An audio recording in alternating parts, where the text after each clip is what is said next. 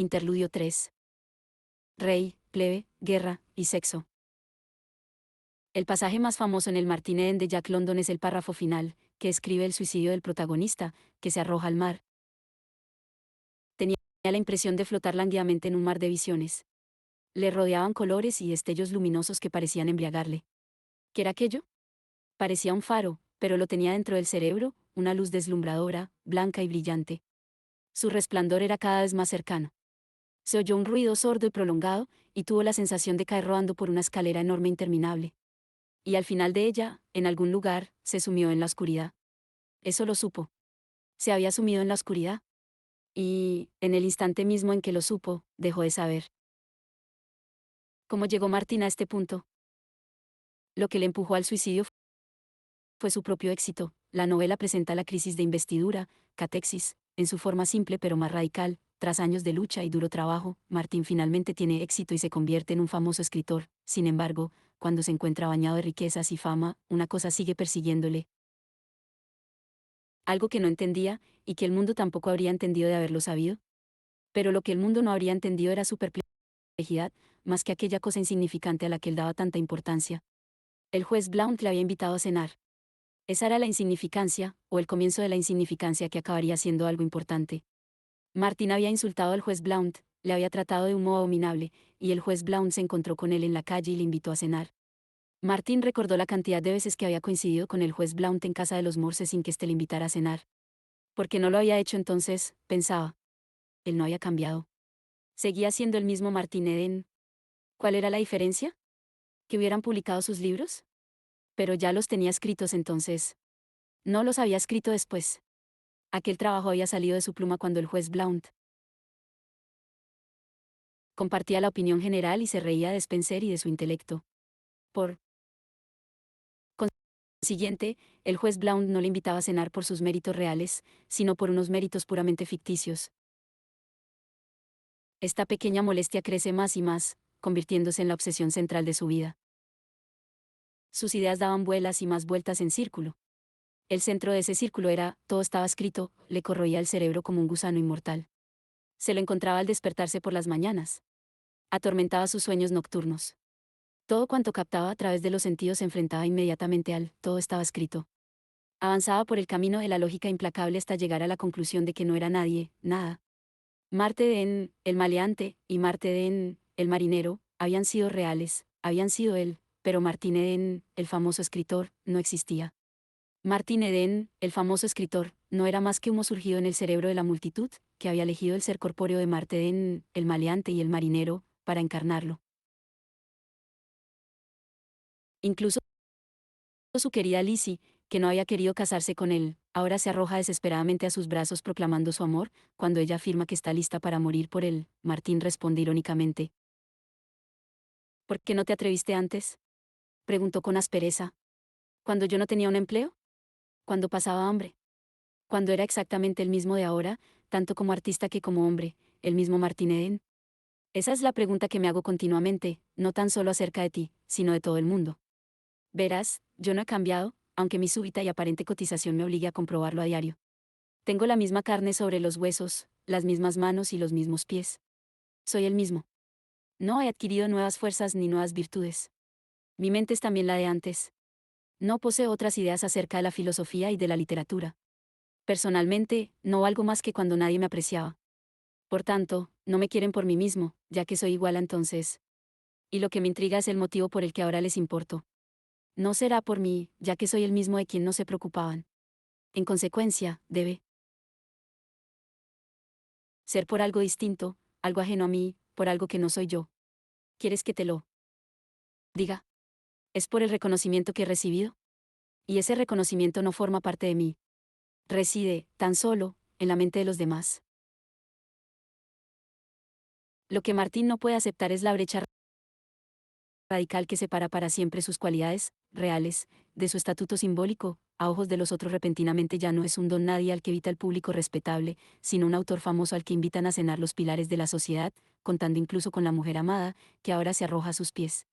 Pero es plenamente consciente de que nada ha cambiado en él realmente, sigue siendo la misma persona de antes, e incluso todas sus obras estaban escritas antes, cuando era ignorado y despreciado. Lo que Martín no puede aceptar es este descentramiento radical del núcleo mismo de su personalidad, que reside en la mente de los demás. Él es nada en sí mismo, solo una proyección concentrada de los sueños de otros. Esta percepción de que su agalma, lo que ahora le hace ser deseado por otros, es algo fuera de él, no solo arruina su narcisismo, sino que también mata su deseo. Algo ha huido de mí.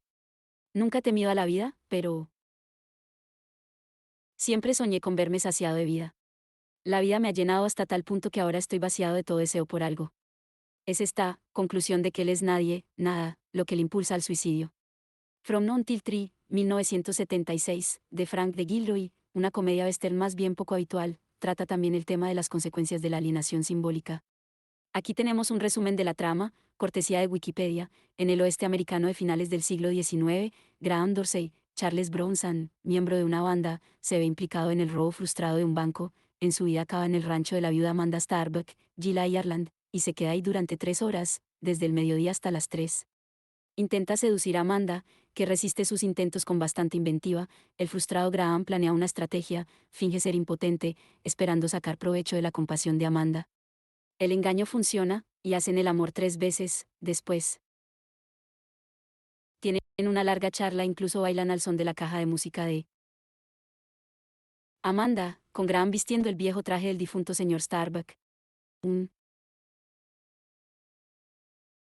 joven vecino se pasa por la casa para contarle a Amanda el intento de robo que se ha producido en el pueblo.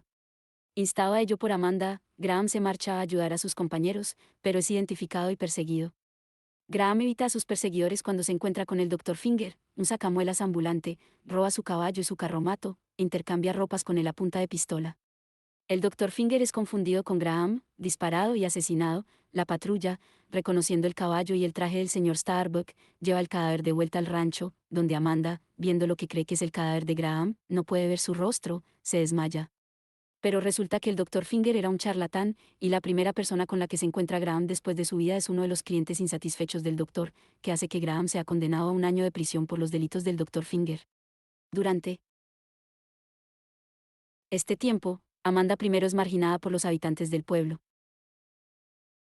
Pero un apasionado discurso proclamando su amor por Graham le da la vuelta a la situación. Los habitantes del pueblo no solo la perdonan, sino que quedan fascinados por la historia de Graham y Amanda. La historia se convierte entonces en una leyenda, dando lugar a un libro popular, titulado From Non Till Tree, novelas de kiosco, una obra de teatro e incluso una canción popular. La leyenda de Graham y Amanda se hace más grande que la realidad, y cuando su libro se convierte en un éxito de ventas, hace a Amanda inmensamente rica. Graham, que lee el libro en la prisión, encuentra divertidas las distorsiones. Tras cumplir su condena, un Graham disfrazado toma uno de los tours guiados de Amanda por su rancho y se mantiene rezagado, con la intención de dejarse ver. Amanda no lo reconoce y se asusta, por cada detalle de su encuentro amoroso que le narra. Ella grita, está en el libro. Solo cuando Graham le muestra algo que no está en el libro, su pene, Amanda le cree, pero, en vez de alegría, lo que siente es preocupación. Si se propaga la historia de que Graham está vivo, la leyenda de Graham y Amanda estará acabada. Incluso la sugerencia de Graham de vivir de incógnito con ella no hace ningún bien. Después de todo, si Amanda viviera con otro hombre, la leyenda también se derrumbaría. El encuentro acaba con Amanda apuntando con una pistola a Graham, pero en el último momento decide dispararse. Graham ahora está desconsolado, no solo ha perdido a Amanda, sino que ha perdido también su identidad. La gente ríe cuando afirma ser Graham, puesto que no se parece en nada a la descripción del libro. El hecho de que encuentre su imagen pública por todas partes, escucha su canción en un salón local y entra en una representación teatral de From Non Till Tree, literalmente lo enloquece. Al final acaba encerrado en un manicomio, donde encuentra a las únicas personas que le creen y aceptan como Graham, los otros internos. Finalmente está satisfecho. Sin duda, como Lacan afirmó, cada uno de nosotros intenta transformarse en un personaje de la novela que es su propia vida. 1. Nótese la simetría con Martin Eden. Tanto Graham como Amanda se relacionan con su leyenda, su identidad simbólica pública, pero reaccionan de manera diferente cuando la realidad la alcanza. Amanda elige la leyenda en vez de la realidad, pues, en una extraña variante de la famosa frase de un western de John Ford, cuando la realidad no encaja en la leyenda, publica la leyenda, se dispara para preservar su propia leyenda. Graham, por el contrario, elige la realidad, deberían vivir juntos incluso si esto arruina la leyenda, pero no es consciente de que la leyenda tiene un poder que también determina su realidad social. El precio que paga es que esta identidad simbólica le es literalmente arrebatada, la prueba material de su identidad, la forma de su pene no puede esgrimirse públicamente, ya que el pene no debe confundirse con el falo. El único lugar en el que se ve reconocido como quien realmente es el manicomio. Por parafrasear a Lacan, un loco no es solo uno que piensa que es Graham Dorsey, un loco también es el Graham Dorsey que piensa que es Graham Dorsey, una confirmación ulterior de que la negación de la castración simbólica lleva a la psicosis. En la medida en que la castración simbólica es también un nombre para la brecha entre mi estúpido ser inmediato y mi título simbólico, recordemos la típica decepción del adolescente, ¿es ese cobarde miserable realmente mi padre? Y puesto que una autoridad simbólica solo puede funcionar en la medida en que, en una suerte de cortocircuito ilegítimo, esta brecha se ve ocultada y mi autoridad simbólica aparece como una cualidad o propiedad inmediata de mí como persona, toda autoridad debe protegerse de situaciones en las que esta brecha se hace palpable. Por ejemplo, los líderes políticos saben muy bien cómo evitar situaciones en las que su impotencia puede ser desvelada, un padre sabe cómo esconder sus humillaciones, cuando su jefe le grita, etc., de la mirada de su hijo. Lo que se protege mediante tales estrategias de salvar la cara es la apariencia, aunque sé muy bien que mi padre es impotente en última instancia, me niego a creerlo, y por eso el efecto de ser testigo de su impotencia puede ser tan chocante. Tales momentos de humillación merecen llamarse experiencias castrantes, no porque el padre aparezca como una figura castrada o impotente, sino porque la brecha entre su realidad miserable y su autoridad simbólica se hace palpable y ya no puede ser ignorada por medio de la denegación fetichista. ¿No es este el problema del discurso del rey, la película que triunfó en los Oscar de 2011? El problema del que pronto va a ser rey, la causa de su tartamudeo, es precisamente su incapacidad para asumir plenamente su función simbólica, identificarse con su título. El rey despliega así un mínimo de sentido común, al percibir la estupidez implícita en aceptar seriamente el cargo de rey por voluntad divina, y la tarea del entrenador vocal australiano es hacerle lo suficientemente estúpido como para aceptar su condición de rey como una propiedad natural. Como siempre, Chesterton tenía razón, si otro dice ser el legítimo monarca de Inglaterra, no basta contestarle que las autoridades lo tendrán por loco, porque si realmente fuera el rey de Inglaterra, declararlo loco es lo más cuerdo que podrían hacer las autoridades. En la escena clave de la película, el entrenador se sienta en el trono real, el rey, furioso, exige que se levante, y el entrenador se niega, preguntándole en qué derecho se basa para darle órdenes. El rey le replica gritando, el derecho divino, si quieres saberlo. Yo soy tu rey. Momento en el que el entrenador ya ha ganado, ahora el rey cree que es rey. La solución de la película implica por supuesto una posición reaccionaria, el rey es, normalizado, se diluye toda la fuerza de su preguntar histérico. Otro ganador de los Oscar de 2011, Cisne Negro, la contraparte femenina del discurso del rey, es más reaccionaria aún, su premisa es que, mientras que un hombre puede estar entregado a su misión, como el rey en el discurso del rey, y conservar no obstante una vida privada normal, una mujer que decide dedicarse completamente a su misión, en este caso, ser bailarina, entra en el camino de la autodestrucción, su éxito lo paga con la muerte. Es fácil reconocer en esta trama el viejo topos de la mujer que, desgarrada entre su vocación artística y una vida privada feliz y tranquila, toma la decisión equivocada y muere. En Las zapatillas rojas de Michael Powell es también una bailarina, mientras que en Los cuentos de Hoffman, de Offenbach y en La doble vida de Verónica de Kieslowski, es una cantante. Los cuentos de Hoffman presentan la dedicación de la protagonista a su vocación artística como el resultado de la manipulación por un oscuro personaje diabólico, mientras que La doble vida de Verónica pone en escena ambas versiones de la lección, la Verónica polaca, que ha elegido cantar, muere durante una actuación, mientras que la Veronique francesa se retira a su vida privada y sobrevive. Las dos películas recientes, El discurso del rey y Cisne Negro, funcionan de un modo complementario como una reafirmación de la pareja tradicional bajo la autoridad masculina. Para el hombre, una aceptación ingenua de la autoridad simbólica; para la mujer, la retirada a la vida privada, una estrategia claramente conservadora diseñada para contrarrestar el ascenso del modo posmoderno postedípico de la subjetividad. Para Hegel, el rey se define como un sujeto que acepta este descentramiento radical, es decir, por citar una vez más a Marx, acepta el hecho de que él es rey porque los otros lo tratan como tal, no al revés. De otro modo, si piensa que es un rey, en sí mismo, es un loco. Según la leyenda, durante la batalla decisiva entre los ejércitos prusiano y austríaco en la guerra de 1866, el rey prusiano, formalmente comandante supremo del ejército prusiano, al observar el combate desde una colina cercana, miró preocupado a lo que percibía como la confusión del campo de batalla, donde algunas de las tropas prusianas incluso parecían retirarse. El general von Moltke, el gran estratega prusiano que había planeado el despliegue de las tropas, se volvió hacia el rey en mitad de esta confusión y dijo: «Puedo ser el primero en felicitar a su majestad por una brillante victoria». Esto ejemplifica la brecha entre S1 y siglo II en su forma más pura. El rey era el amo, el comandante formal que ignora totalmente el significado de lo que estaba ocurriendo, mientras que von Moltke encarnaba el conocimiento estratégico. Aunque en realidad la victoria era de Moltke, porque él había tomado las decisiones adecuadas, tenía razón al felicitar al rey, en cuya representación había planeado el combate. La estupidez del amo es palpable en esta brecha entre la confusión de la figura del amo y el hecho objetivo simbólico de que él ya había obtenido una brillante victoria. Todos conocemos el viejo chiste sobre el misterio de quién escribió realmente las obras de Shakespeare, no William Shakespeare, sino algún otro con el mismo nombre.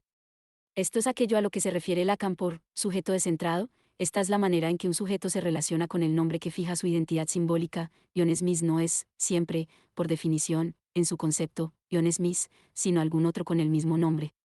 Como la Julieta de Shakespeare ya sabía, nunca soy ese nombre, el John Smith que realmente piensa que John Smith es un psicótico. Esta idea clave se le escapó al joven Marx en su crítica de la filosofía del derecho de Hegel, tras citar el comienzo de párrafo 281. Ambos momentos, en su unidad indivisa, el último sí mismo carente de fundamento de la voluntad y la existencia por eso también carente de fundamento como determinación remitida a la naturaleza como propia de ella, esta idea de lo inconmovible por el arbitrio constituye la majestad del monarca. En esta unidad yace la unidad real del Estado, la cual solo por esta su inmediatez interna y externa es sustraída a la posibilidad de ser envilecida en la esfera de la particularidad, a su arbitrio, fines y opiniones, a la lucha de las facciones contra las facciones por el trono y al debilitamiento y a la demolición del poder del Estado. 2. Marx añade su, tan de sentido común, comentario irónico. Los dos factores son, el azar de la voluntad, la arbitrariedad, y el azar en la naturaleza, el nacimiento, en una palabra, su majestad el azar. El azar es por consiguiente la unidad real del Estado.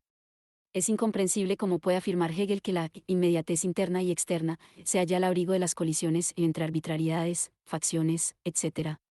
Ella es precisamente lo que Hegel entrega a esas colisiones. Lo que Hegel afirma de la monarquía electiva vale con mayor razón aún del monarca hereditario. El carácter hereditario del monarca se desprende de su concepto. Debe ser la persona específicamente diferente de toda la especie, de todas las otras personas. ¿Y cuál es la diferencia más sólida y fundamental de una persona con todas las otras? El cuerpo. La suprema función del cuerpo es la actividad sexual. El supremo acto constitucional del rey será por tanto su actividad sexual, mediante ella hace uno nuevo rey y perpetúa su cuerpo. El cuerpo de su hijo es la reproducción de su propio cuerpo, la creación del cuerpo de un rey. 3. Marx concluye con la nota sarcástica de que el monarca hegeliano no es nada más que un apéndice de su pene, a lo que tendríamos que responder: sí, pero eso es precisamente lo que quiere señalar Hegel, esto es, que tal alienación completa, esa inversión mediante la cual una persona se convierte en un apéndice de su órgano biológico de procreación, es el precio que debe pagarse por actuar como la soberanía encarnada del Estado. 4. Puede verse claramente a partir de párrafo 281, antecitado, que la institución de la monarquía hereditaria es para Hegel la solución al problema del capricho y de las facciones, al problema, en suma, de la contingencia del poder. Esta contingencia no se supera por una necesidad profunda, por ejemplo, en el sentido de los filósofos reyes de Platón, gobernantes cuyo conocimiento legitima su poder, sino por una contingencia mucho más radical. Colocamos en lo más alto un sujeto reducido efectivamente a ser apéndice de su pene, un sujeto que no se hizo a sí mismo lo que ahora es, mediante el trabajo de la mediación, sino que nace directamente en esa posición.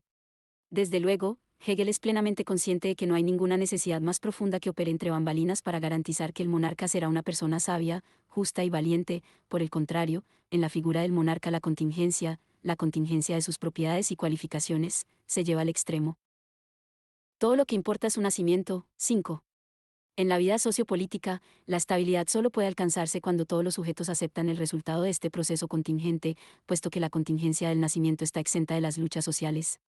Llegados a este punto, surge una contraargumentación obvia, no queda preso Hegel de una ilusión de pureza, es decir, de la pureza del conocimiento experto de la burocracia estatal que solo trabaja racionalmente para el bien común.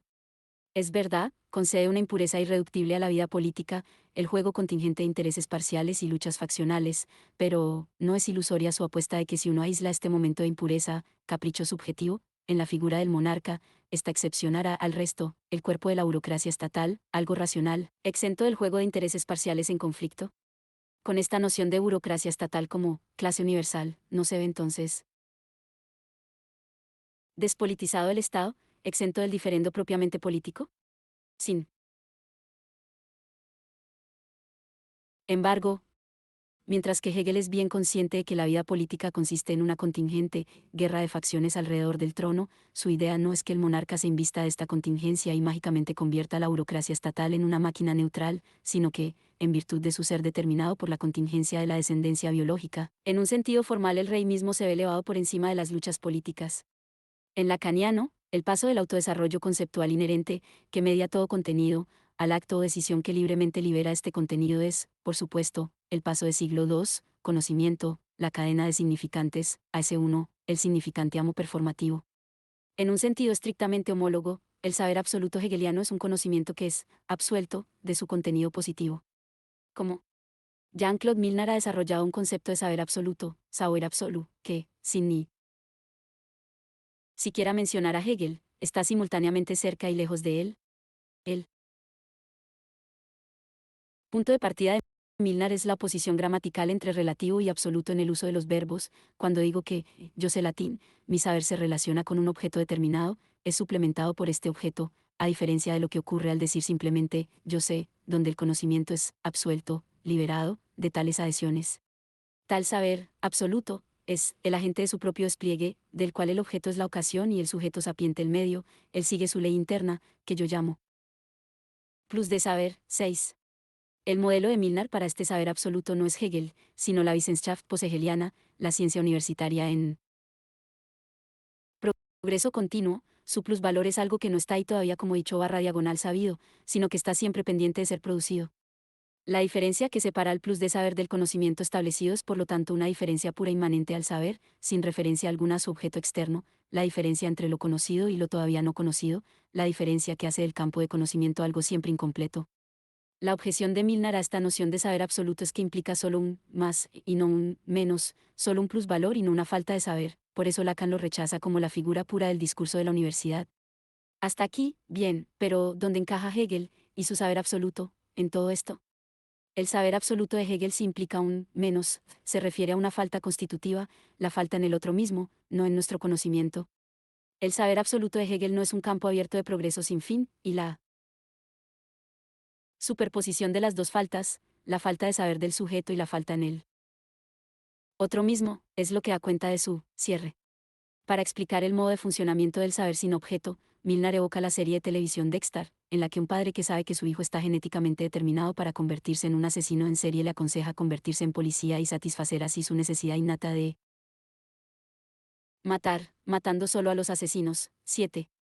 De manera similar, el objetivo de Milner es el de operar como un pájaro que vuela alto en el aire, sin apego alguno a ningún objeto particular a nivel de tierra. De vez en cuando, el pájaro se lanza en picado y agarra a su víctima, como Milner, que en su obra agarra uno y otro saber particular, y los desgarra desplegando su inconsistencia.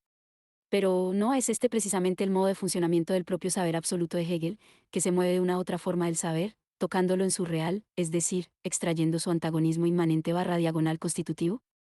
Por lo tanto, si Elling se equivocaba en su crítica de Hegel, la intervención del acto de decisión es puramente inmanente, es el momento del punto de acolchado, de la conversión del constativo en performativo. ¿No vale lo mismo respecto al rey en el caso del Estado, en la defensa hegeliana de la monarquía? A la cadena burocrática del conocimiento le sigue la decisión del rey que, como objetividad completamente concreta de la voluntad, reabsorbe toda particularidad en su yo singular, ataja el sopesamiento de pros y contras entre los que se deja oscilar perpetuamente hacia una u otra dirección, y al decir yo quiero, toma su decisión e inaugura así toda actividad y realidad efectiva. Párrafo 273.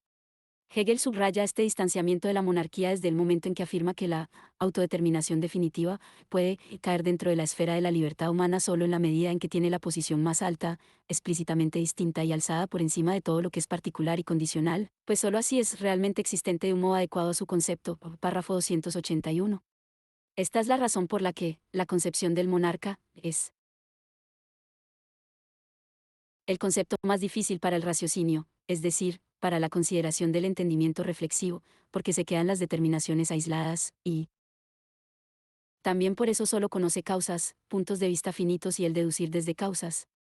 Representa entonces así a la dignidad del monarca como algo deducido no solo según la forma, sino según su determinación, antes bien, su concepto no es deducido, sino lo que comienza puramente a partir de sí. En el siguiente parágrafo, Hegel elabora ulteriormente esta necesidad especulativa del monarca. Este último sí mismo de la voluntad del Estado, en esta sencilla abstracción suya, es simple y, por consiguiente, singularidad inmediata, en su concepto mismo yace por ello la determinación de la naturalidad. Por tanto, el monarca esencialmente, en cuanto este individuo, es abstraído de cualquier otro contenido, y este individuo, de manera inmediatamente natural, por el nacimiento natural, es determinado a la dignidad del monarca. Observación. Este tránsito del concepto de la autodeterminación pura a la inmediatez del ser y, de ese modo, a la naturalidad, es de naturaleza especulativa pura y, por consiguiente, su conocimiento pertenece a la filosofía lógica. Por lo demás, es en total el mismo tránsito conocido como la naturaleza de la voluntad en general, y es el proceso de trasladar un contenido desde la subjetividad, como finalidad representada, a la existencia empírica. Pero la forma peculiar de la idea y del tránsito, que es considerada aquí, es la transformación inmediata de la pura autodeterminación de la voluntad, del simple concepto mismo, en un este y en una existencia empírica natural, sin la mediación por un contenido particular, por una finalidad en el actuar. En la llamada prueba ontológica de la existencia de Dios hay la misma transformación del concepto absoluto en ser. Adición. Si se suele afirmar contra el monarca que depende de la accidentalidad por mediación del cuanto ocurre en el Estado, sea que el monarca podría ser mal educado, sea que él quizá no sería merecedor de estar en la cima del Estado y que sería insensato que tal situación deba existir como una situación racional, precisamente la presuposición es aquí nula ya que depende de la particularidad del carácter. En una organización completa solamente se trata de la cima de la decisión formal, y como monarca solo hace falta un hombre que diga, sí, y ponga el punto sobre la i, pues la cima debe ser de modo tal que la particularidad del carácter no sea lo importante. En una monarquía bien ordenada únicamente a la ley corresponde el aspecto objetivo, a lo cual el monarca solo tiene que asentar el subjetivo, yo quiero.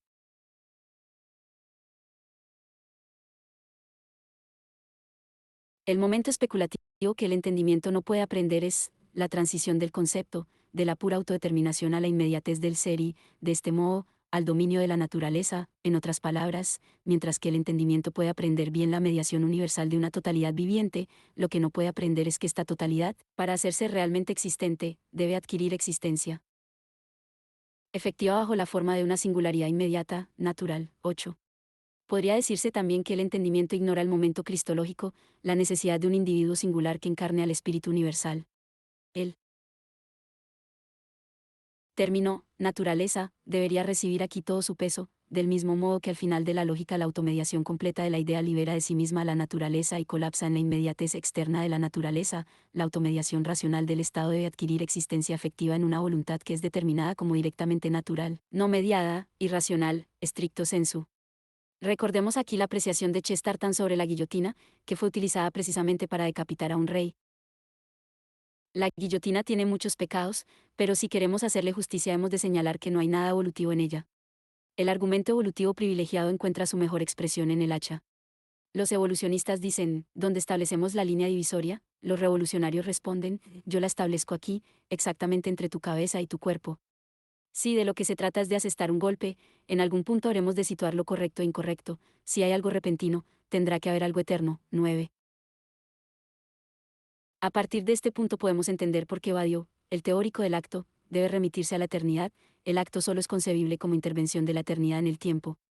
El evolucionismo historicista lleva a una interminable postergación, la situación es siempre demasiado compleja, siempre hay aspectos ulteriores que explicar, y nunca acaba la ponderación de pros y contras.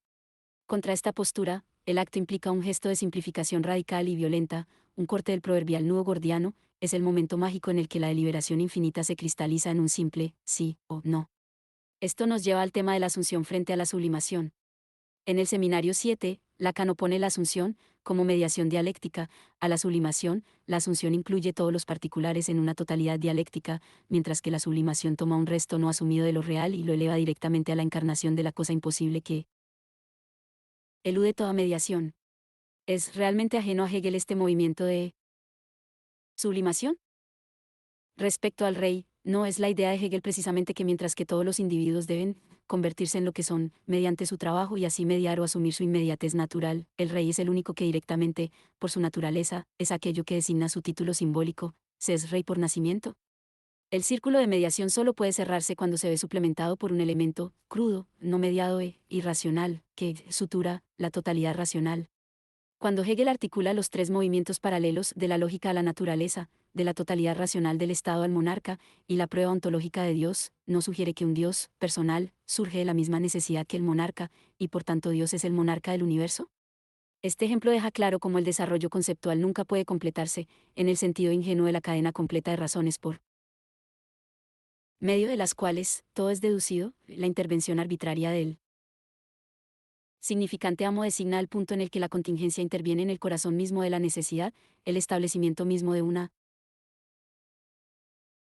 necesidad es un acto contingente. 10. En un ámbito totalmente diferente,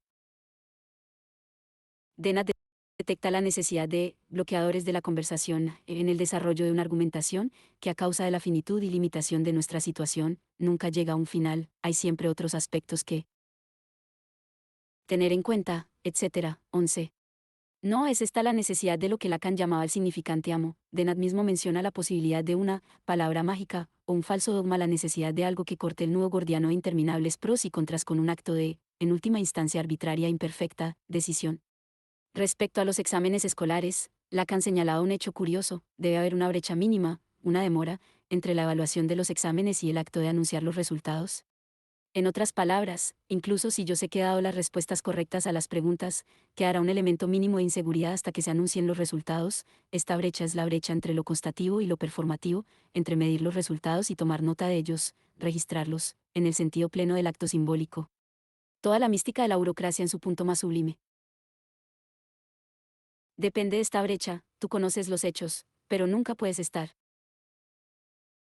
del todo seguro de cómo serán registrados estos hechos por la burocracia. Y, como señala Jean-Pierre Dupuy, lo mismo vale para las elecciones. En el proceso electoral también es crucial el momento de contingencia y azar propio de un sorteo. 12. Las elecciones plenamente racionales no serían elecciones, sino un proceso transparente objetivado. Las sociedades tradicionales, premodernas, resolvían este problema invocando una fuente trascendente que verificaba el resultado, confiriéndole autoridad, Dios, el rey. Ahí reside el problema de la modernidad. Las sociedades modernas se perciben a sí mismas como autónomas, autorreguladas, es decir, ya no pueden basarse en una fuente externa, trascendente, de autoridad. Pero el momento de azar debe seguir siendo operativo en el proceso electoral, y por eso a los comentaristas políticos les gusta entretenerse en el momento de irracionalidad del voto. Uno nunca sabe hacia dónde virarán los votos en los días finales de una campaña electoral. En otras palabras, la democracia no podría funcionar si fuera reducida a una encuesta de opinión permanente, totalmente mecanizada y cuantificada, privada de su carácter performativo, como señaló Leffert. La votación debe seguir siendo un ritual, sacrificial, una autodestrucción. Ritual y el renacimiento de la sociedad. 13. La razón es que este azar mismo no debería ser transparente, debería ser mínimamente externalizado barra diagonal reificado. La voluntad del pueblo es nuestro equivalente de lo que los antiguos percibían como la voluntad imponderable de Dios o la mano del destino. Lo que la gente no puede aceptar como elección arbitraria, como el resultado de un puro azar, sí puede aceptarlo si se refiere a un mínimo de lo real. Hegel supuesto hace mucho tiempo, y esta es toda la intención de su defensa de la monarquía. Y en último lugar, pero no menos importante, lo mismo vale para el amor. Debe haber un elemento de respuesta de lo real, en el estamos hechos el uno para el otro. No puedo aceptar realmente que mi enamoramiento se base en una pura contingencia. 14. Incluso Un lector tan espléndido de Hegel como Gerard Lebrun yerra el tiro al inscribir a Hegel en la tradición platónica de filósofos reyes. Todo ejercicio de poder debe estar justificado por buenas razones, aquel que ostenta el poder debe estar adecuadamente cualificado para él por su conocimiento y capacidades, y el poder debe ejercerse por el bien de toda la comunidad. Esta noción del poder sostendría la idea hegeliana de la burocracia estatal como la clase universal, educada para proteger los intereses del Estado contra los intereses particulares de miembros y grupos en la sociedad civil. Nietzsche responde a esta noción cuestionando su premisa subyacente: ¿qué tipo de poder, o autoridad, es esta, que necesita justificarse con referencia a los intereses de aquellos sobre los que gobierna, que acepta la necesidad de proporcionar razones para su ejercicio? No cae por su propio peso una noción similar del poder. Como, ¿puedo ser yo tu amo si acepto la necesidad de justificar mi autoridad ante ti? ¿No implica esto que mi autoridad depende de tu aprobación, de modo que, actuando como tu amo, efectivamente acabo sirviéndote? Recordemos la famosa idea que tenía Federico el Grande del rey como el más alto sirviente de su pueblo. ¿No es más bien que la autoridad como tal no necesita razones, puesto que es simplemente aceptada por sí misma? En palabras de Kierkegaard, que un niño diga que obedece a su padre porque este último es sabio, sincero y bueno, es una blasfemia, una negación total de la auténtica autoridad paterna. En términos lacanianos, este paso de la autoridad natural a la autoridad justificada con razones es, desde luego, el paso del discurso del amo al discurso de la universidad. Este universo del ejercicio justificado del poder es también eminentemente antipolítico y, en este sentido, tecnocrático. Mi ejercicio del poder debería estar fundamentado en razones accesibles para y aprobadas por todos los seres humanos racionales, pues la premisa en la que se apoya es que, como agente del poder, soy totalmente reemplazable, actúo del mismo modo en que lo hubiera hecho cualquier otro en mi lugar. La política como el dominio de la lucha competitiva, como la articulación de antagonismos sociales irreductibles, debería ser reemplazada por una administración racional que encarna directamente el interés universal. Está Lebrun en lo cierto al imputar a Hegel tal noción de autoridad justificada. ¿No era Hegel plenamente consciente de que la auténtica autoridad siempre contiene un elemento de autoafirmación tautológica? Esto es así porque yo lo digo. El ejercicio de la autoridad es un acto irracional, de decisión contingente que rompe la cadena interminable de enumeración de razones a favor y en contra. ¿No es esta la lógica misma de la defensa hegeliana de la monarquía? El Estado como una totalidad racional necesita en su cúspide una figura de autoridad irracional, una autoridad que no esté justificada por sus cualificaciones, mientras que todos los demás servidores públicos deben probar su capacidad para ejercer el poder. El rey está justificado por el hecho mismo de ser rey. Por decirlo en términos más contemporáneos, el aspecto performativo de las acciones del Estado está reservado para el rey. La burocracia prepara el contenido de la acción estatal, pero es la firma del rey la que la lleva a cabo, imponiéndola sobre la sociedad.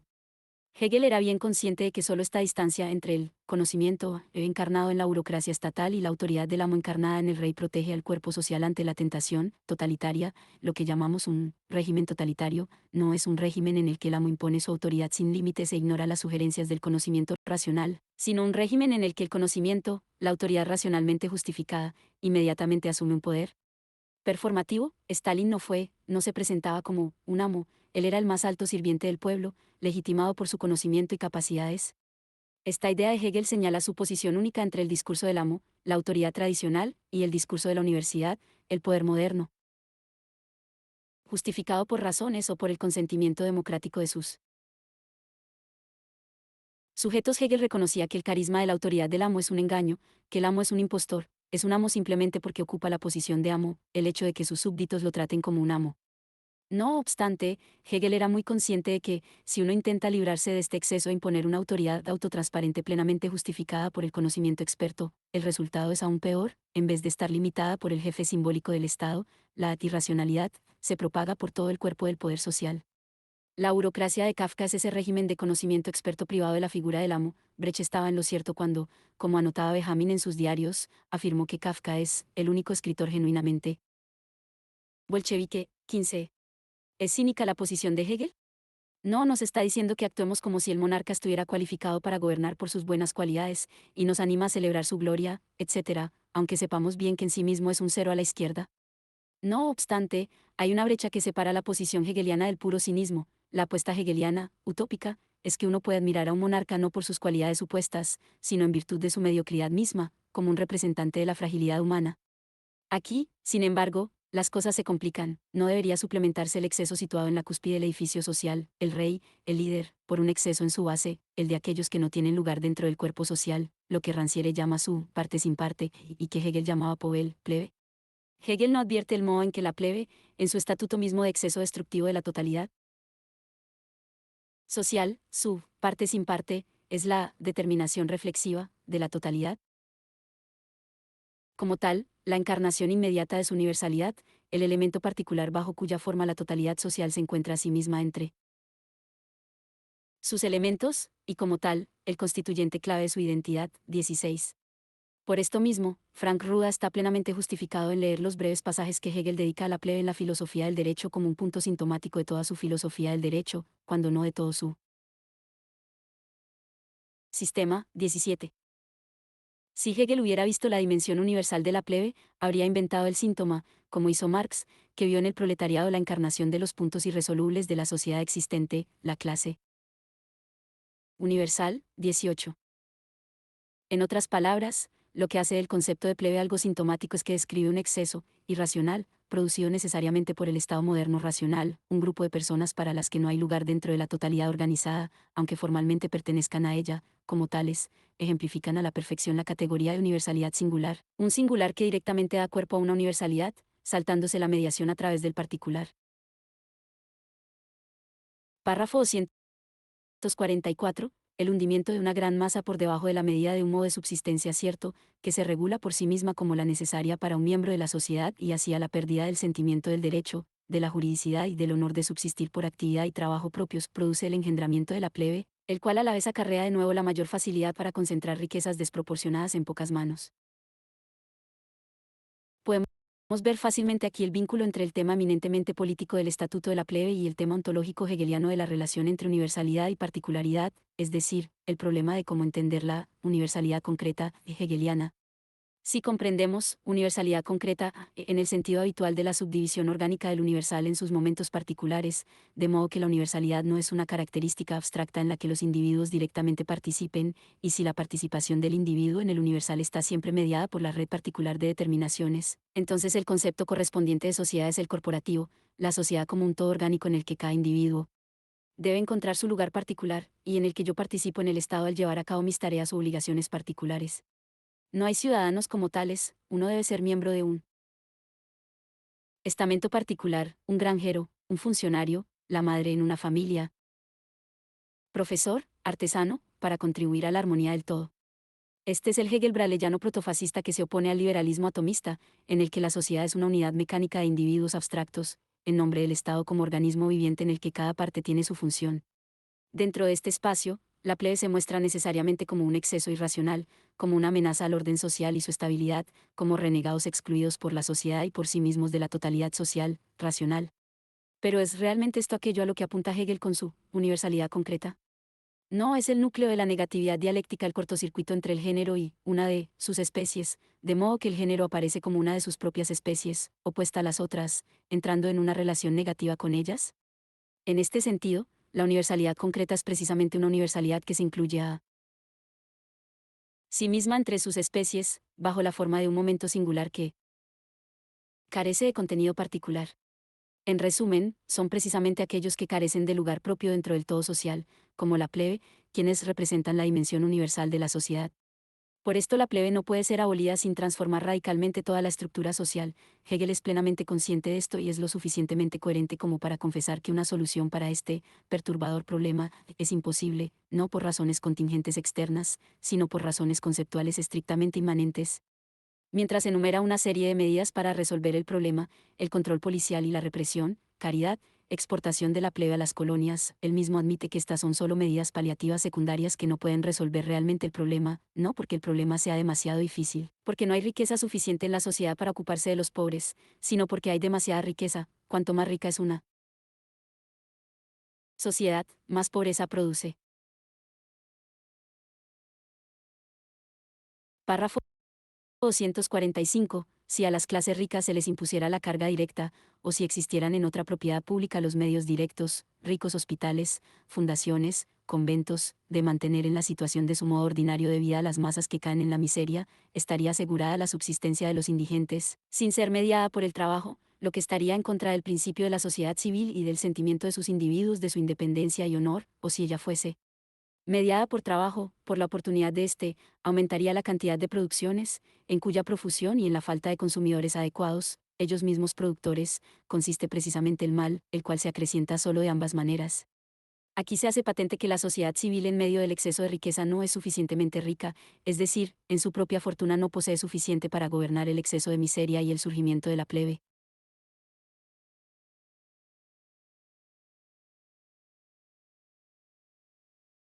Nótese la finura del análisis de Hegel, señala que la pobreza no es solo una condición material, sino también la posición subjetiva de ser privado del reconocimiento social, razón por la que no es suficiente con proporcionar a los pobres lo suficiente mediante la caridad pública o privada. De este modo se ven todavía privados de la satisfacción de conducir autónomamente sus vidas.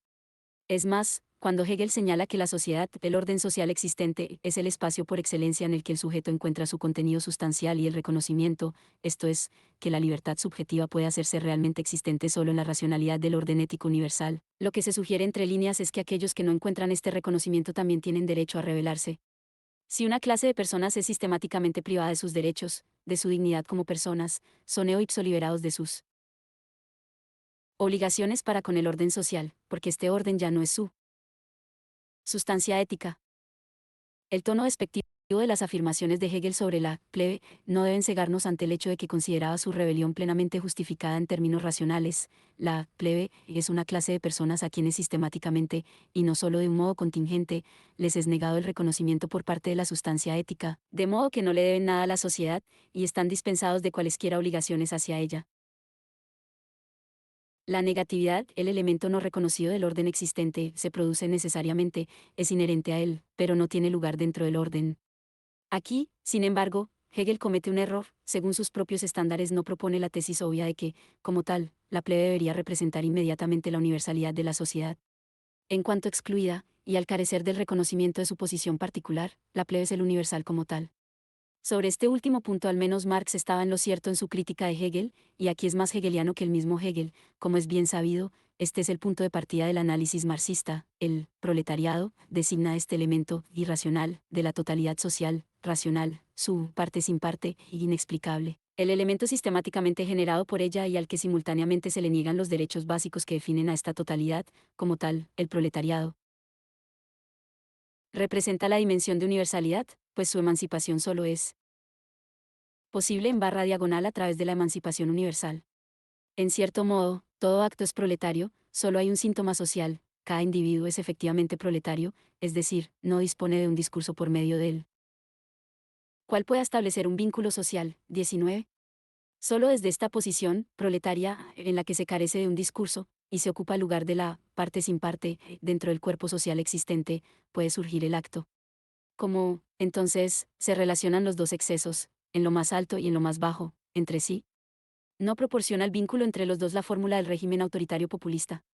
En su 18 Brumario, un análisis del primer régimen de este tipo, el reinado de Napoleón III, Marx señalaba que mientras Napoleón III enfrentó a una clase contra la otra, robando de una para poder satisfacer a otra, la única clase auténtica que fundamentaba su gobierno era la plebe lumpenproletaria. De un modo similar, la paradoja del fascismo es que defiende un orden jerárquico en el que todo el mundo ocupa su lugar, mientras que su única base social auténtica es la turba plebeya, los matones de las A y demás, en el único vínculo directo de clase de líder es el que le conecta con la plebe. Solo entre la turba plebeya se sentía Hitler realmente, en casa. Hegel es desde luego consciente de que la pobreza objetiva no es suficiente para generar plebe, esta pobreza objetiva debe ser subjetivizada, cambiada a una disposición de la mente, experimentada como una injusticia radical en virtud de la cual el sujeto no siente ningún deber u obligación hacia la sociedad.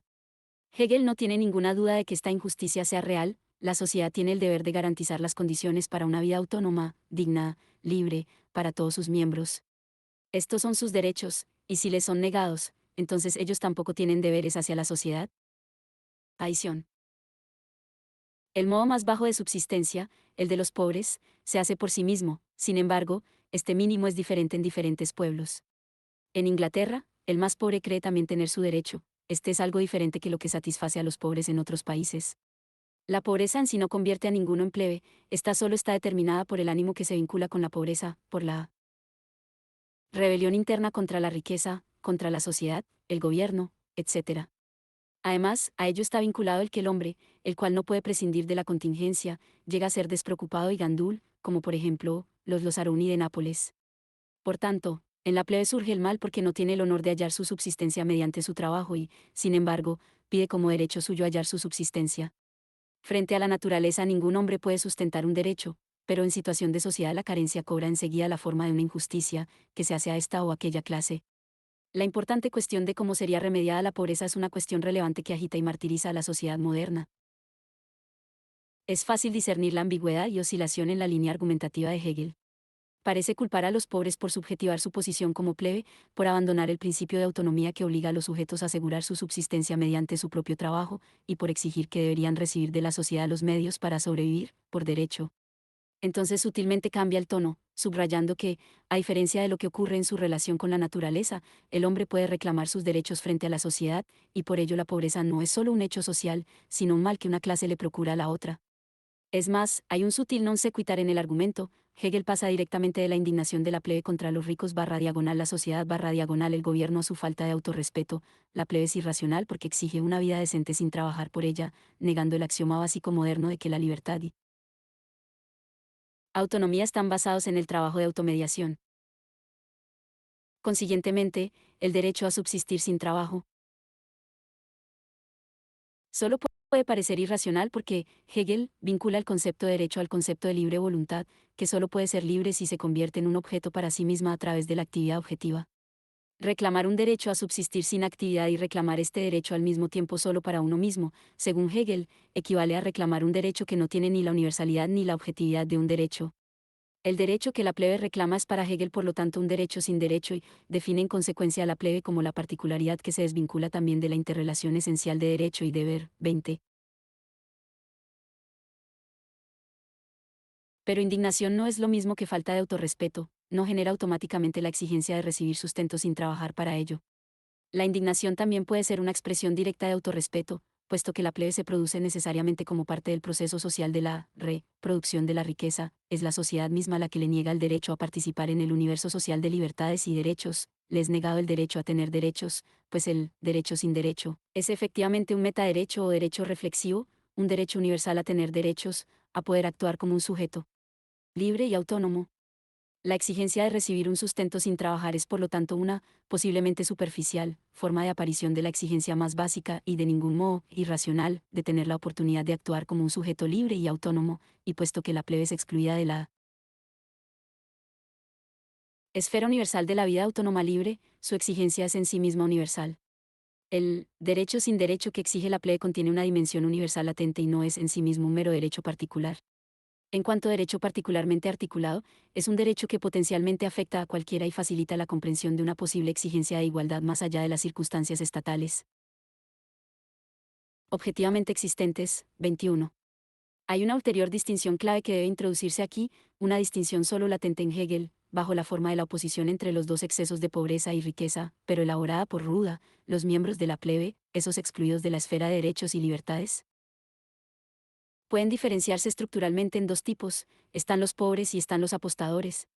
Cualquiera puede convertirse en pobre de manera no arbitraria, pero solo el que arbitrariamente decide no satisfacer sus necesidades y deseos egoístas mediante el trabajo puede convertirse en apostador. Se basa en el movimiento contingente de la economía burguesa y espera asegurar su propia subsistencia de un modo igualmente contingente, por ejemplo, ganando contingentemente dinero en el mercado de acciones. 22. Los excesivamente ricos son también una especie de la turba plebeya, en el sentido de que ellos violan las reglas de, o se excluyen de, la esfera de deberes y libertades, no solo exigen que la sociedad provea para su subsistencia sin trabajar a cambio, sino que reciben esta provisión de facto. Por consiguiente, mientras que Hegel critica la posición de la plebe como la de una particularidad irracional que opone de manera egoísta sus intereses particulares a la universalidad existente y racionalmente organizada, esta diferenciación entre las dos plebes distintas demuestra que solo la plebe rica cae bajo el veredicto de Hegel, mientras que la plebe rica es, como Hegel afirma acertadamente, una plebe meramente particular. La plebe pobre contiene, contra el juicio de Hegel, una dimensión universal latente que ni siquiera es inferior a la universalidad de la concepción hegeliana de la ética. 23. Se puede demostrar entonces que, en el caso de la plebe, Hegel era incoherente respecto a su propia matriz del proceso dialéctico, regresando de facto el concepto auténticamente dialéctico de la totalidad a un modelo corporativista de la totalidad social. Es un simple fracaso empírico y accidental por parte de Hegel, hasta el punto de que podemos corregir este y otros puntos similares y, mediante esta corrección, redefinir el auténtico sistema hegeliano. La clave está, por supuesto, en que aquí también podríamos aplicar el manual dialéctico. Tales fracasos locales a la hora de desplegar adecuadamente el mecanismo del proceso dialéctico son sus puntos sintomales inmanentes, indican una falla estructural mucho más esencial dentro del mismo mecanismo básico. En resumen, si Hegel hubiera articulado el carácter universal de la plebe, tendría que haber abandonado todo su modelo de Estado racional. ¿Significa esto que todo lo que nos queda por hacer aquí es dar el paso de Hegel a Marx? Se resuelve la inconsistencia cuando reemplazamos a la plebe con el proletariado como clase universal. Así es como Rebecca Comey resume la limitación sociopolítica de Hegel. Hegel no es Marx. La plebe no es el proletariado, el comunismo no está en el horizonte, y la revolución no es una solución. Hegel no está preparado para ver en la contradicción de la sociedad civil la sentencia de muerte de la sociedad de clases e identificar al capitalismo como su propio enterrador, o ver en las masas desposeídas nada más que la fuente de una reacción ciega e informe, elemental, irracional, bárbara y aterradora, un enjambre cuya integración sigue siendo irrealizable e irrealizada, un deber ser. Pero la aporía, atípica de Hegel, apunta a algo inacabado que ya tiembla dentro del edificio cuya construcción Hegel declara finalizada, un fracaso tanto de la realidad efectiva como de la racionalidad, que socava la solidez del Estado que en otras ocasiones celebra, en un lenguaje hobbesiano, como una divinidad terrenal. 24. Se ve limitado Hegel por su contexto histórico, llegó demasiado pronto como para ver el potencial emancipatorio de la parte sin parte, de modo que todo lo que pudo hacer fue registrar sinceramente las aporías sin resolver, o irresolubles, de su estado racional. Quizá, pero la experiencia histórica del siglo XX, ¿acaso no ha problematizado la visión de Marx de la revolución? No estamos hoy, en el mundo post-Fukuyama, exactamente en la misma situación que Hegel. Vemos algo inacabado que ya tiembla dentro del edificio, de un estado de bienestar liberal democrático que, en el momento utópico anunciado por Fukuyama en la década de 1990, pudo representarse como el fin de la historia, como la mejor forma político-económica posible finalmente encontrada. Quizá, entonces, nos encontremos aquí una vez más con otro caso de no sincronicidad, en cierto modo Hegel estaba más cerca de la meta que Marx, y finalmente, fracasaron los intentos del siglo XX por realizar la Orfeún de la rabia de las masas desposeídas en una voluntad del agente proletario para resolver el antagonismo social. El Hegel, anacrónico, es más contemporáneo nuestro que Marx. Podemos ver entonces cuán equivocado estaba Althusser cuando, en su tosca oposición entre estructura sobredeterminada y totalidad hegeliana, redujo la última a una simple sincronicidad que llamó totalidad expresiva. Para el Hegel de Althusser, toda época histórica está dominada por un principio espiritual que se expresa en todas las esferas sociales. Sin embargo, como demostró el ejemplo del desacuerdo temporal entre Francia y Alemania, la no contemporaneidad es para Hegel un principio básico. Alemania estaba políticamente retrasada con respecto a Francia, donde tuvo lugar la revolución, y por eso solo podía trasladarla al dominio del pensamiento. Sin embargo, la revolución surgió en Francia solo porque la propia Francia estaba retrasada respecto a Alemania, es decir, porque Francia se había perdido la reforma, que afirmaba la libertad interior y reconciliaba los dominios secular y espiritual.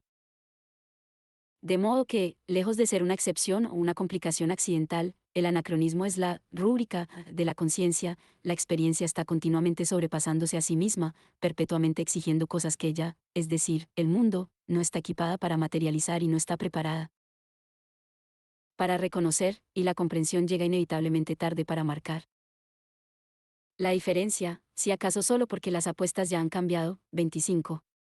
Esta extemporaneidad anacrónica vale especialmente para las revoluciones. La revolución francesa, que proporciona la medida de la extemporaneidad alemana, es en sí misma intempestiva. No hay un tiempo correcto o momento maduro para la revolución, o no habría necesidad de uno. La revolución siempre llega demasiado pronto, las condiciones nunca están preparadas, y demasiado tarde, queda siempre detrás de su propia iniciativa. 26. Podemos ver ahora la estupidez de aquellos marxistas críticos que repiten el mantra de que el estalinismo surgió porque la primera revolución proletaria ocurrió en el lugar equivocado, en la Rusia semidesarrollada, asiática y despótica, en vez de en Europa occidental. Las revoluciones siempre, por definición, acaecen en el lugar y tiempo equivocados, siempre están fuera de lugar. Y no estuvo la Revolución Francesa condicionada por el hecho de que, a causa de su absolutismo, Francia estaba rezagada respecto a Inglaterra en términos de modernización capitalista. Pero es esta no contemporaneidad irreductible. No es el saber absoluto, el momento de conclusión del sistema hegeliano, el momento en que finalmente la historia se alcanza a sí misma, cuando el concepto y la realidad se superponen en una plena contemporaneidad. Koumei rechaza esta lectura fácil. El saber absoluto es el desvelamiento de este retraso. Su mandato es hacer explícita la disonancia de la experiencia. Si la filosofía reclama universalidad, no es porque sincronice los calendarios o proporcione compensación intelectual por su propio retraso. Su contribución es más bien la de formalizar la necesidad del retraso, junto a las estrategias inventivas con las que tal retraso se ve invariablemente disfrazado, ignorado, embellecido o racionalizado. 27.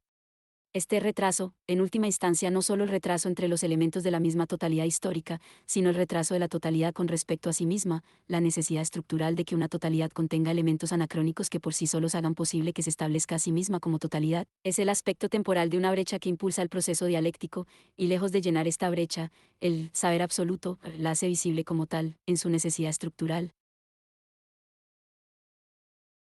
El saber absoluto no es ni compensación, como en la amortización de una deuda, ni culminación, el vacío es constitutivo, lo que no significa que no esté sobredeterminado históricamente.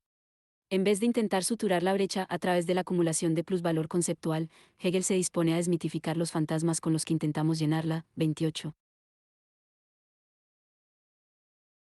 Ahí está la diferencia entre Hegel y el evolucionismo historicista. Este último concibe el progreso histórico como sucesión de formaciones, cada una de las cuales crece, alcanza su cima, y después queda desfasada y se desintegra, mientras que para Hegel la desintegración es señal de madurez, pues no hay momento de pura sincronicidad en la que forma y contenido se superpongan sin desfase.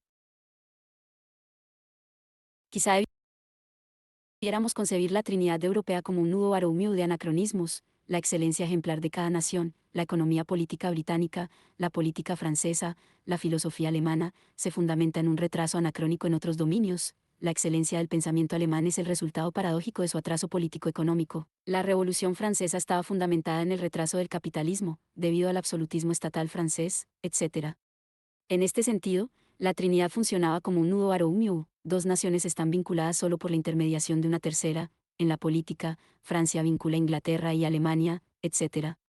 Deberíamos asumir el riesgo de dar un paso más y desmitificar el concepto mismo de pueblo histórico universal, una nación que estaría destinada a encarnar el nivel que la historia universal ha alcanzado en determinado momento. Se afirma a menudo que, en China, si realmente odias a alguien, la maldición que le lanzas es, ojalá vivas tiempos interesantes.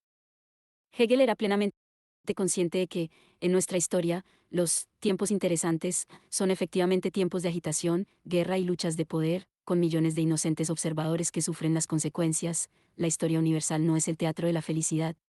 Los periodos de felicidad son páginas en blanco, pues son periodos de armonía, periodos de carencia de oposición. 29. Deberíamos entonces concebir la sucesión de grandes naciones históricas, que, pasándose la antorcha de una a otra, encarnan el progreso durante un periodo, Irán, Grecia, Roma, Alemania, no como una bendición en la que una nación es temporalmente elevada al rango histórico universal, sino más bien como la transmisión de una suerte de enfermedad espiritual contagiosa, una enfermedad a la que una nación solo puede sobrevivir pasándose la otra nación, una enfermedad que trae solo sufrimiento y destrucción al pueblo infectado con ella. Los judíos eran una nación normal que vivía en una feliz página en blanco de la historia hasta que, por razones desconocidas, Dios los eligió como su pueblo elegido, lo que solo les trajo dolor y diáspora. La solución de Hegel es que esta carga puede transferirse a otros, y se puede retornar a la feliz página en blanco. O, por expresarlo en términos altuserianos, mientras que la gente vive como individuos, de vez en cuando algunos de ellos tienen la mala fortuna de ser interpelados como sujetos del gran otro. De modo que, volviendo a la plebe, podría decirse que la posición de la plebe universal captura perfectamente el aprieto en el que se encuentran los nuevos proletarios de hoy en día. En el dispositivo marxista clásico de la explotación de clase, capitalista y trabajador se reúnen como individuos formalmente libres en el mercado, sujetos iguales del mismo orden legal, ciudadanos del mismo Estado, con los mismos derechos civiles y políticos. Hoy, este marco legal de igualdad, esta participación compartida en los mismos espacios civiles y políticos, se está disolviendo gradualmente con el ascenso de nuevas formas de exclusión sociopolítica, inmigrantes ilegales, habitantes de ciudades miseria, refugiados, etc. Es como si, paralelamente a la regresión de la ganancia a la renta, el sistema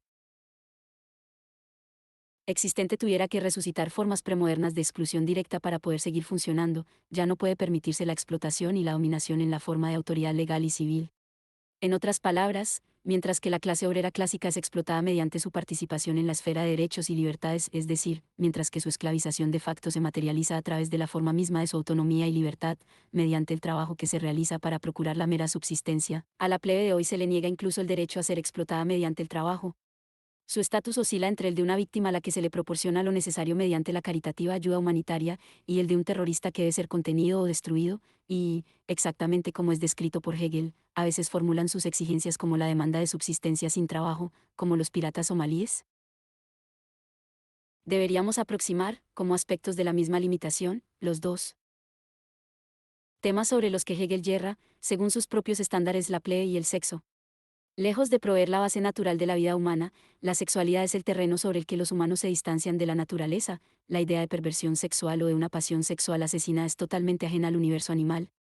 Aquí Hegel no está a su propia altura, se limita a escribir como, a través de la cultura, la sustancia natural de la sexualidad es cultivada, asumida, mediada, nosotros los humanos ya no hacemos el amor por la procreación, entramos en un complejo proceso de seducción y matrimonio en el que la sexualidad se convierte en una expresión del vínculo espiritual entre un hombre y una mujer, y así sucesivamente. Sin embargo, lo que Hegel obvia es como en los humanos la sexualidad no solo se transforma o civiliza, sino que, de manera mucho más radical, es transformada en su misma sustancia, ya no es la pulsión instintiva de reproducirse, sino una pulsión que se encuentra obstaculizada en relación a su objetivo natural, la reproducción, y de ese modo estalla en una pasión infinita, propiamente metafísica. El devenir cultural de la sexualidad no es por lo tanto el devenir cultural de la naturaleza, sino el intento de domesticar un exceso auténticamente innatural de pasión sexual metafísica. Este exceso de negatividad puede discernirse en el sexo, y respecto a la plebe es esa revoltosidad, descrita por Kant como la libertad violenta en virtud de la cual el hombre, a diferencia de los animales, necesita un amo. De modo que no es solo que la sexualidad sea la sustancia animal que es después, asumida en modos y rituales civilizados, gentrificada, disciplinada, etc., el exceso mismo de sexualidad, la sexualidad como pasión incondicional que amenaza con reventar todos los correajes civilizados que la atan, es el resultado de la cultura. En palabras del Tristán de Wagner, la civilización no es solo el universo del día, los rituales y honores que nos comprometen, sino la noche misma, la pasión infinita en la que los dos amantes quieren disolver su existencia cotidiana. Los animales no conocen tal pasión. De este modo, la civilización barra diagonal cultura retroactivamente postula barra diagonal transforma su propia presuposición natural, retroactivamente desnaturaliza la naturaleza misma, esto es lo que Freud llamaba el idea, la libido.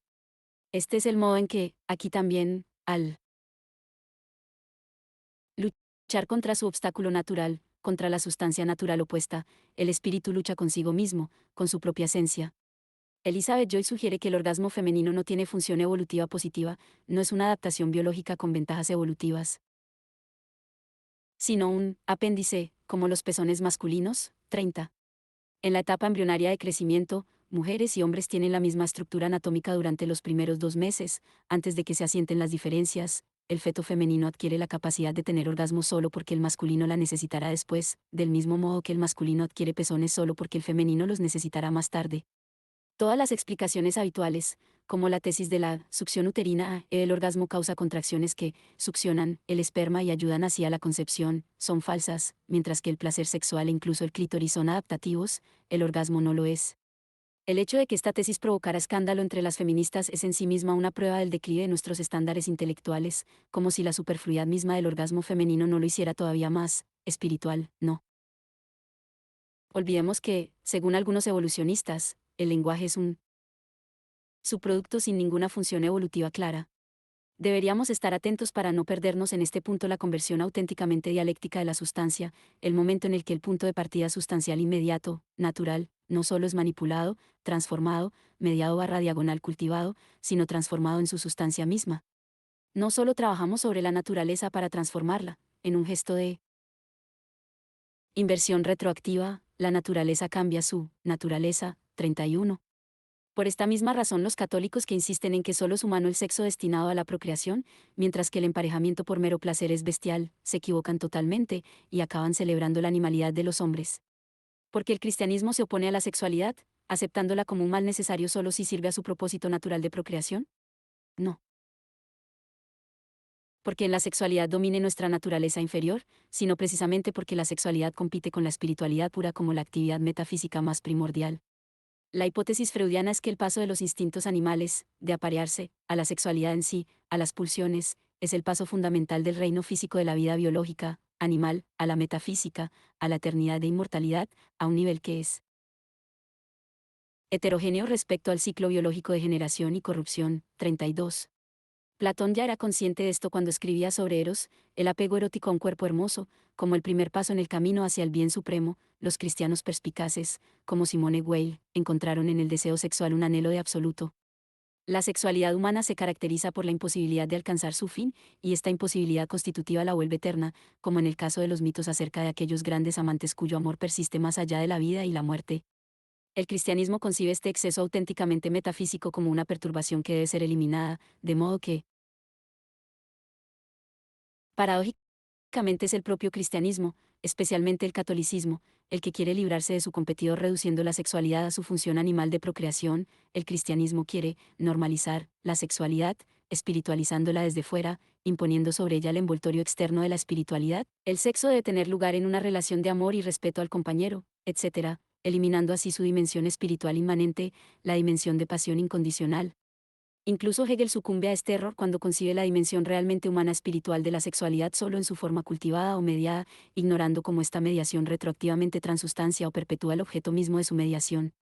En todos estos casos, el objetivo es librarse del doble siniestro de la espiritualidad, de una espiritualidad en su forma la vida analobscena, del exceso que absolutiza el instinto mismo en una pulsión eterna. La limitación del concepto hegeliano de sexualidad es claramente discernible en su teoría del matrimonio, de su filosofía del derecho, que sin embargo merece una lectura atenta. Bajo la superficie de la noción burguesa del matrimonio, acechan numerosas implicaciones perturbadoras.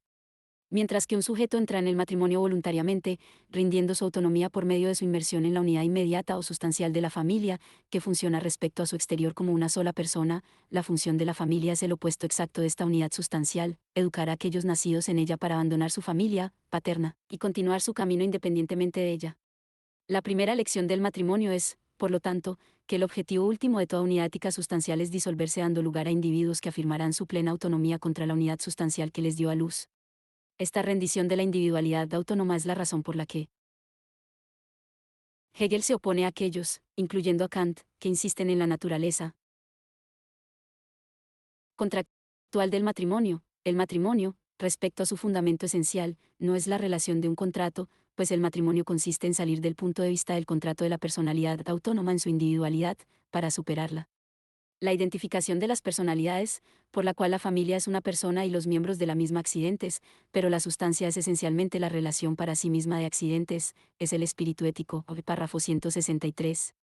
Está claro en qué sentido el matrimonio es, para Hegel, un contrato para trascender el punto de vista del contrato. Un contrato es un acuerdo entre dos o más individuos autónomos, cada uno de los cuales conserva su libertad abstracta, como en el caso del intercambio de mercancías, mientras que el matrimonio es un extraño contrato por el que las dos partes concernidas se obligan precisamente a abandonar o entregar su libertad y autonomía abstractas y subordinarlas a una unidad ética orgánica superior. 33. La teoría de Hegel del matrimonio se formula contra dos oponentes. Su rechazo de la teoría del contrato está vinculada a su crítica de la noción romántica del matrimonio, que concibe el apasionado apego amoroso de la pareja como su núcleo, de modo que la forma de matrimonio es en el mejor de los casos un mero registro externo de este apego, y en el peor, un obstáculo para el amor auténtico. Podemos ver cómo estas dos nociones se suplementan mutuamente. Si el auténtico núcleo del matrimonio es el amor interior apasionado, entonces, desde luego, el matrimonio mismo no es sino un contrato externo. Para Hegel, por el contrario, la ceremonia externa precisamente no es meramente externa, en ella reside el núcleo ético del matrimonio. Si la conclusión del matrimonio como tal, la solemnidad, por la que la esencia de este enlace como algo moral, elevada por encima de la contingencia del sentimiento y de la inclinación particular, se expresa y se constata, se considera como una formalidad externa y como un simple y sedicente precepto civil, entonces nada queda de ese acto, sino quizá tener la finalidad de edificador y legalizador de la relación civil.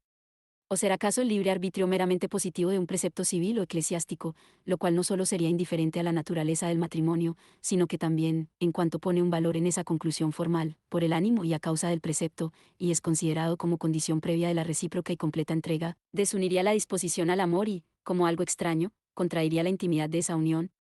Tal opinión, puesto que tiene la pretensión de dar el más elevado concepto de la libertad, la interioridad, y la perfección del amor, niega antes bien lo ético del amor, la más alta represión. Y el replegamiento de la simple tendencia natural, los cuales ya están contenidos, de una manera natural, en el pudor, y son elevados mediante la conciencia espiritual más determinada castidad y continencia.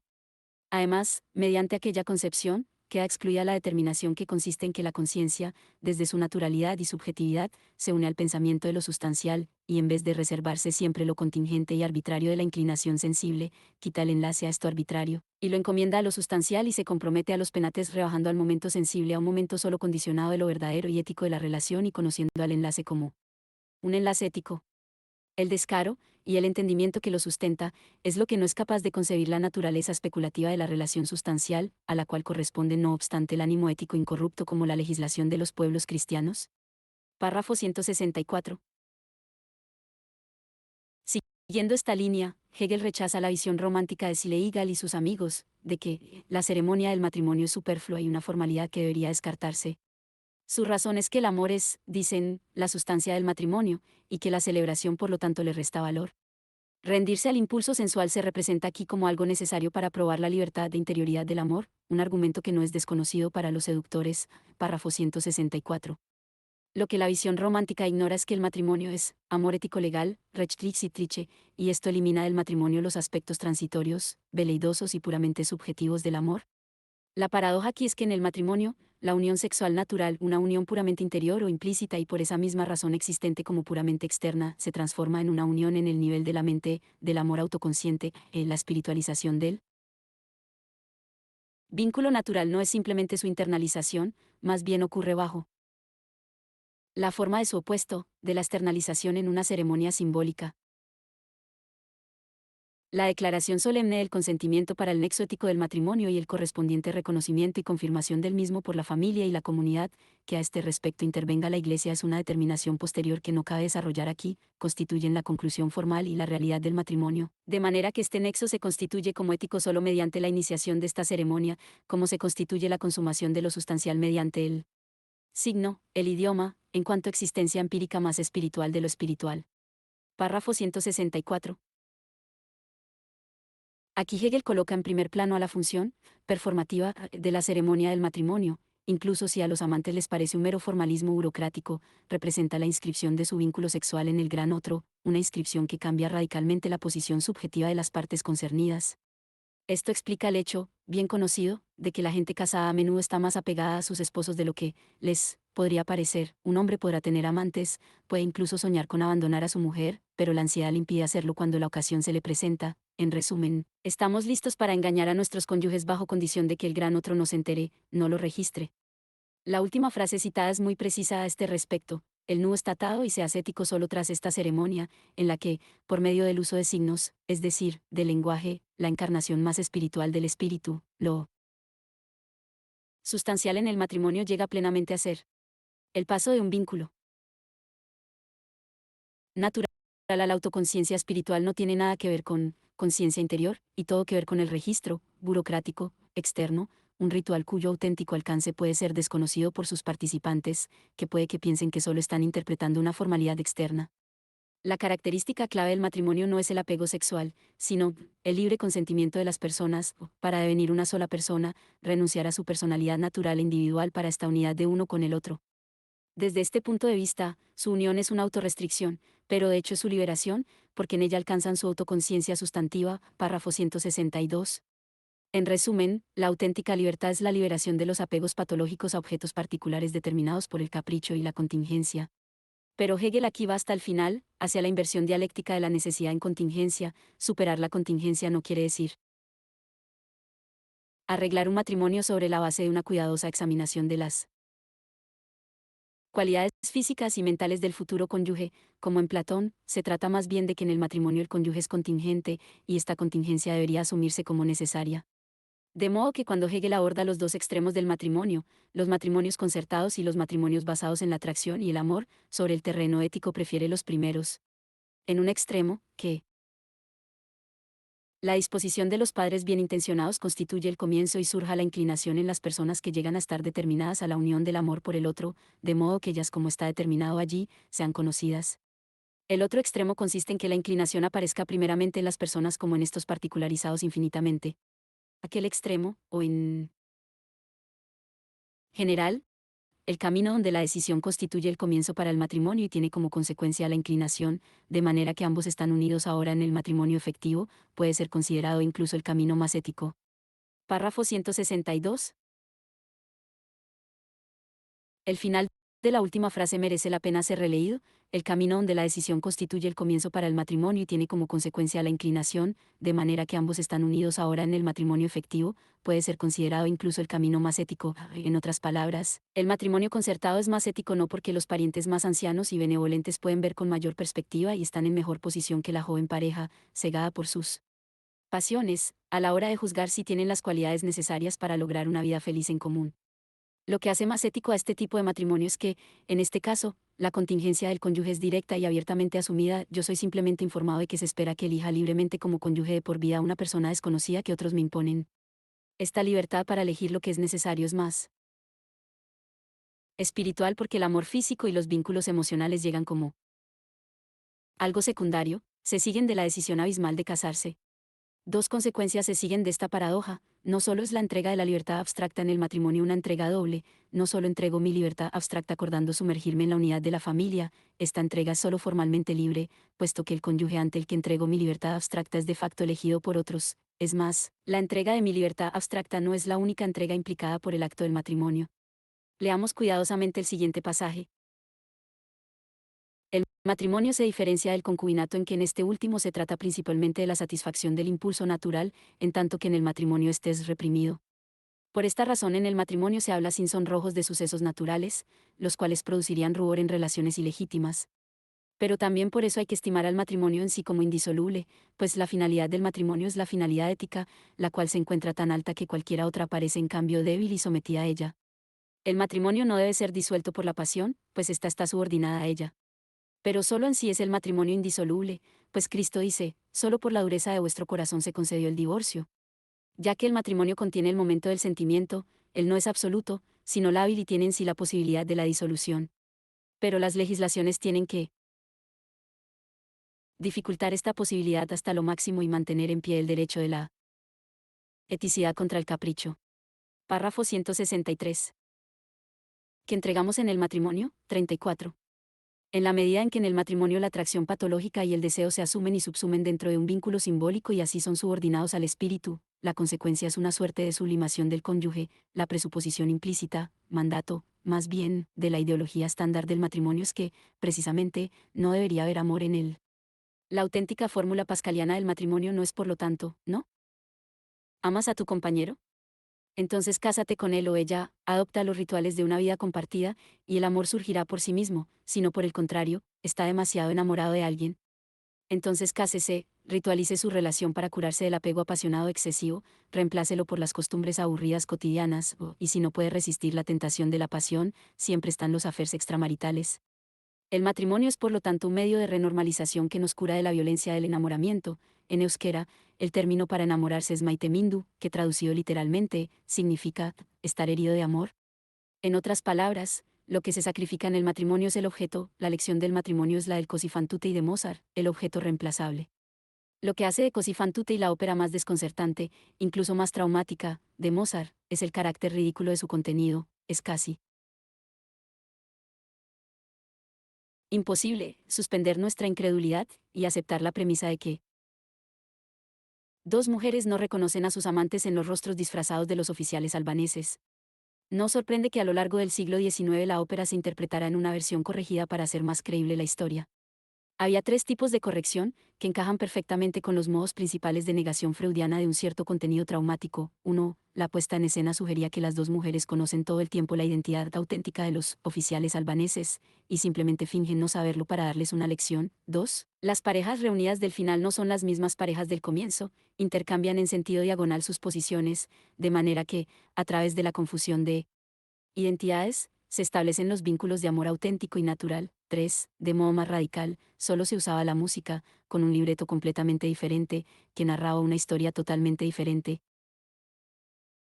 Edward se llamó la atención sobre las cartas de Mozart a su mujer. Constance, el 30 de septiembre de 1790, es decir, en el momento en que estaba componiendo Così fan tutte, tras expresar su placer con la perspectiva de encontrarla pronto, continúa: si la gente fuera capaz de ver en mi corazón, debería estar casi avergonzado de mí mismo. En este punto, como señala agudamente Seth, uno habría esperado la confesión de algún sucio secreto privado, fantasías sexuales acerca de lo que haría con su mujer cuando finalmente se encontraran, etc. Sin embargo, la carta continúa: todo es frío para mí, frío como el hielo. 35. Es aquí cuando Mozart entra en el siniestro dominio de Canta vexae, el dominio en el que la sexualidad pierde su carácter apasionado e intenso, y se convierte en su opuesto, un ejercicio, mecánico, de placer ejecutado con un frío distanciamiento, como el sujeto ético kantiano que cumple su deber sin ningún compromiso patológico. ¿No es esta la visión subyacente de Così fan tutte, un universo en el que los sujetos son determinados no por sus compromisos apasionados, sino por un mecanismo ciego que regula sus pasiones? Lo que nos impulsa a llevar Così fan tutte al dominio de Canta vexae es su insistencia en la dimensión universal ya indicada por el título: están actuando todas así, todas están determinadas por el mismo mecanismo ciego. En resumen, Alfonso, el filósofo que organiza y manipula el juego de identidades intercambiadas en Così fan tutte, es una versión del pedagogo sadeano, que educa a sus jóvenes discípulos en el arte del libertinaje. Por tanto, es demasiado simple concebir esta frialdad como propia de la razón instrumental. El núcleo traumático de Così fan tutte reside en su radical materialismo mecánico, en el sentido pascaliano aludido más arriba. Pascal aconsejaba a los no creyentes: actúen como si creyeran, arrodíllense, sigan el ritual, y la fe vendrá por sí misma. Così fan tutte aplica la misma lógica al amor. Lejos de ser expresiones externas de un sentimiento interior, los gestos y rituales son los que generan el amor, de modo que, actúa como si estuvieras enamorado, sigue los procedimientos, y el amor surgirá por sí mismo.